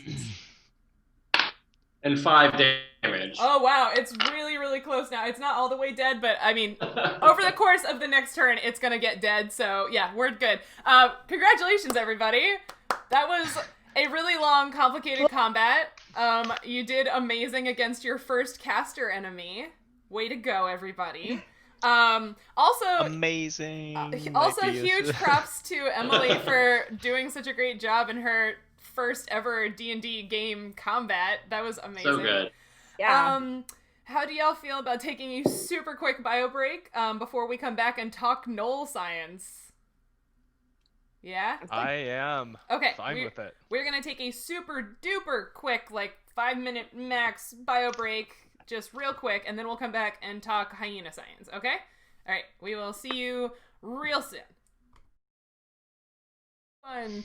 Hey everybody, we are back from our super quick break. Thank you so much for sticking with us through that very long and complicated combat. We just took a quick break because I had to use the restroom. But we wanted to do a quick wrap up to this story and talk a little bit about hyena science. We're going to roll over time a little bit, but hope that's okay with everybody. So everything from the battle clears away. There's no more cloud of fog. Everybody can see everything. And you all see that the few adult Gnolls remaining in the camp, and Barika, you had gotten this information that there were not very many, right? They sort of start to like peek out of the tents that they apparently had been hiding in while this grand battle raged, because normally they don't get, sort of involved in the fights when someone is trying to take over and get the top spot, unless they are directly one of those factions. But you do see Ramla, who has been part of the clan for the entirety of your life. So she's sort of the elder, the wise person. She's never been king, but she's just always been around and sort of in an advisory role for spiritual things. She emerges from her tent and comes over to you and drapes a leather strap with a pendant on it around your neck. And in the Gnoll language, so nobody else understands this unless Fletcher... Oh, no, you're out of spells. So to you, Barika, she says, the rightful king has retaken the clan, and you look down at this pendant, and it looks familiar. Your mother wore one just like it, or maybe this is hers, you don't know. But it's a circular bone pendant, kind of like a cameo necklace or brooch, if y'all have seen those before. So it's like a relief carving, and it's a bone circle or oval in the shape of a unicorn's head in profile. So like a horse and the horn and whatever, and then like a little bit of a background on the circle.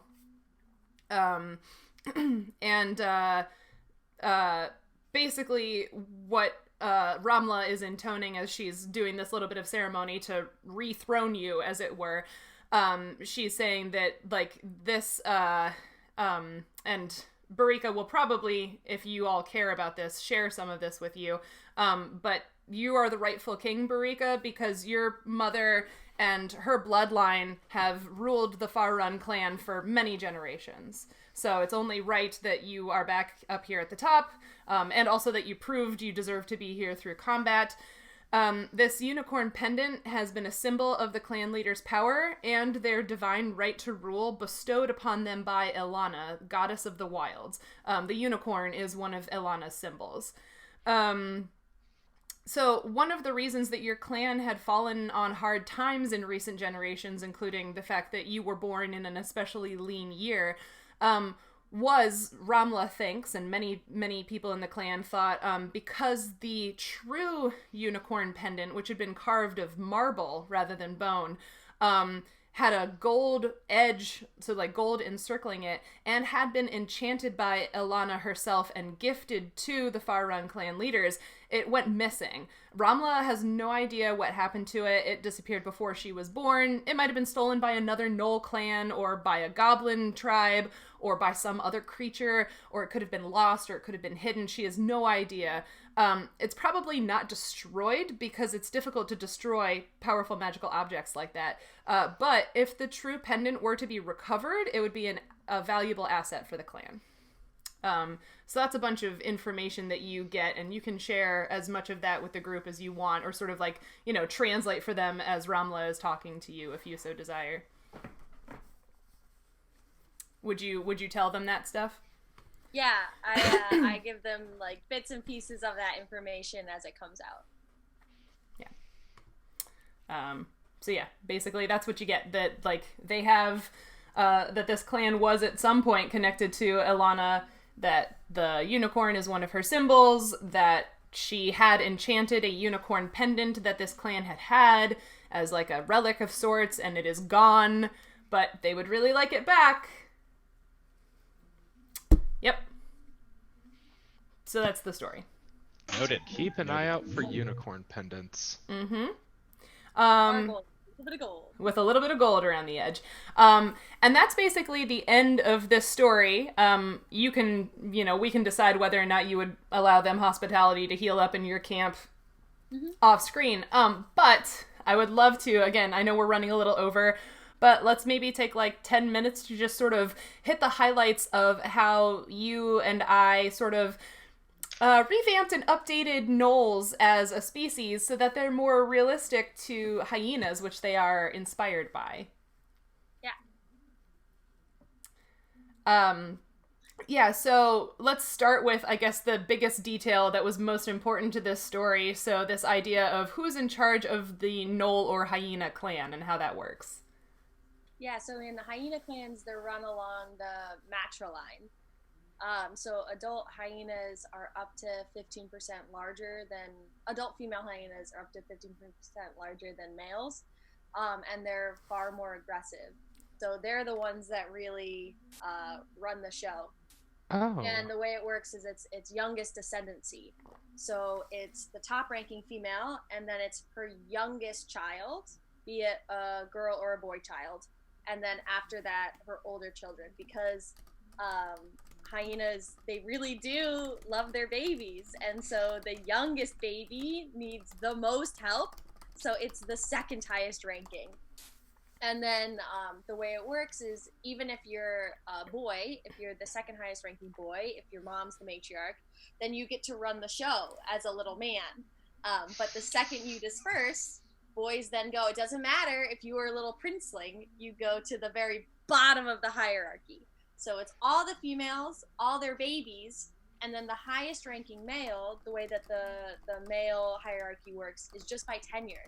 So the male that's highest up, he's just been there longest. He's put in his time with those females. He's made those relationships. He's tried to court them, and he's just been around. He might have fathered some babies, but that's how the male hierarchy works. So when you leave as a male and join a new clan, you're automatically at the very bottom, and you just have to like wait it out.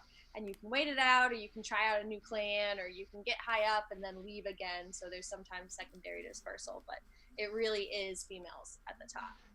Is princeling an actual term for the young males? No. No, okay. It's a term. I was gonna say it's a cool term. Yeah. So, yeah. And also a little bit about Barika herself, so this strong lady archetype, but also getting into sort of not just the biology of hyenas, but also some of the cultural perspectives on hyenas. Can you tell us a little bit about Barika herself as a character?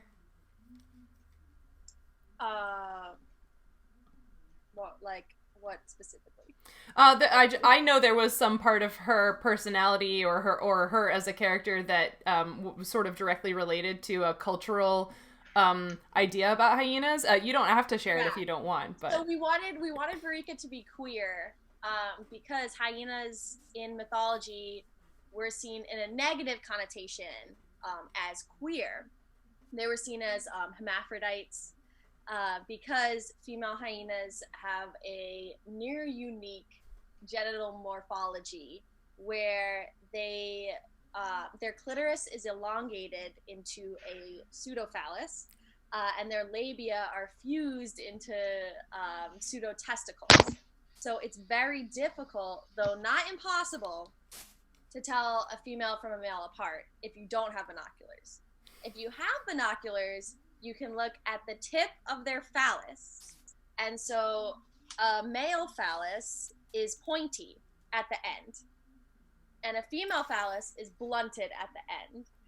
So one of my biggest pet peeves is people saying that it's hard to ID males versus females. Because as long as you can get your binoculars out, and like birders spend all their time looking at birds and knowing birds, and they can take the tiniest details with their binos, and like this is it's not that hard.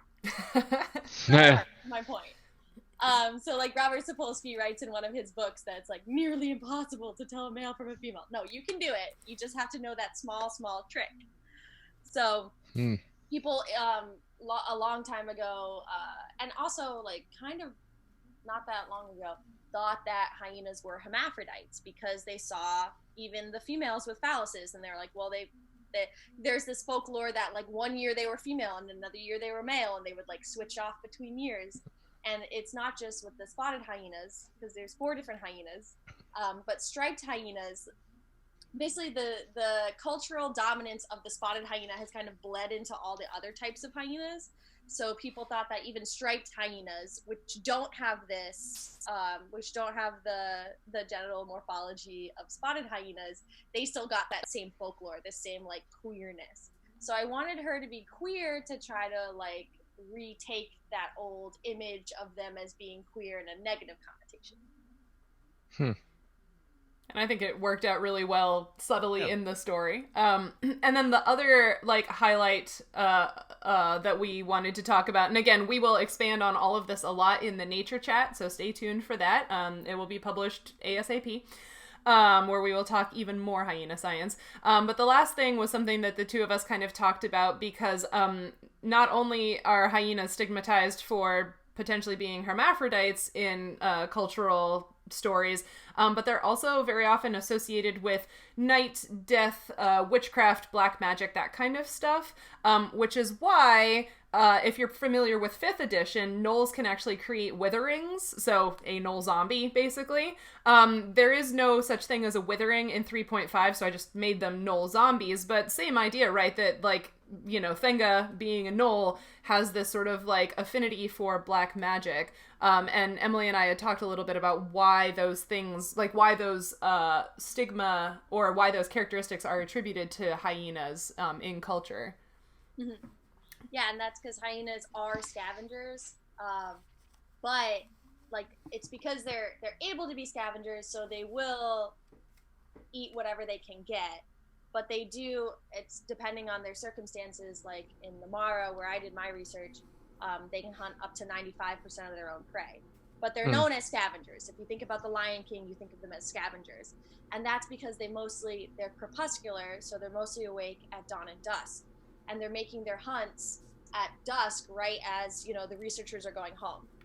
So it took a researcher with some army supplied night vision goggles who actually went out and watched them all night to realize, oh my God, they're hunting. But they will scavenge, and one of the things that they will scavenge is dead or near dead humans. So people think about hyenas attacking humans. The only time a person has to worry about hyenas attacking humans is if you're a baby or a young child, or if you're like dead drunk, like passed out in a ditch. I've been one of those recently. Yeah. But if you're like, up walking around, a hyena's not going to mess with you. Yeah. And to be fair, like a lot of animals will try to eat human babies, like leopards, lions, etc. So it's not just hyenas that are doing this, but they will eat the dead. And so, of course, like exhuming dead bodies to humans, that then leads into a lot of folklore. And you also, I remember you said something about their jaws and bones. And yeah, they're durophagus, so they're able to crack bone. So of course that's like why they're such good scavengers, is they're able to get into the marrow. So even the animals that they kill themselves, they will crack that bone and they will eat almost every single part of a carcass. And that's why their poop's white, is because there's so much calcium in their scat, in their poop, in their feces, whatever, that they will, it comes out this like sort of olive greenish tone, but then as it dries, it becomes this chalky white, and it's very easy to see in the savannah, because it's just like bright white symbol. That's also why Barika coughed up a leg, right? Yeah, they're able, because they can eat really, really fast. So I once saw a mom. This mom like waddled into the den, and she was just fat, like so fat. And the thing about hyenas is you can't tell if they're pregnant or not. It's just like if they have a big belly, it's because they ate a big meal. And so she was coming to nurse her child, and she had this big old belly, and I'm like, oh God. And she's like trying to lie down to nurse, and she can't, and she's standing up and nursing, and standing up and nursing is the worst way, because the baby's like trying to reach, and it just like squeals. The babies are so needy, and they're like, Mom, lie down, Mom, lie down. And she like finally lies down, she gets back up, she can't do it, and she goes, huh, and she coughs up an entire impala leg, whole impala leg, and we were all like, oh my God. And then she eats it again, and then she lies down to nurse. What? Wait, she just like repositioned it? Oh my God. Yeah, she didn't chew it up enough the first time. I mean, who honestly wishes they weren't able to do that after a good Thanksgiving, right? I don't like turkey that much. I do. Amazing. Oh my God. That is awesome.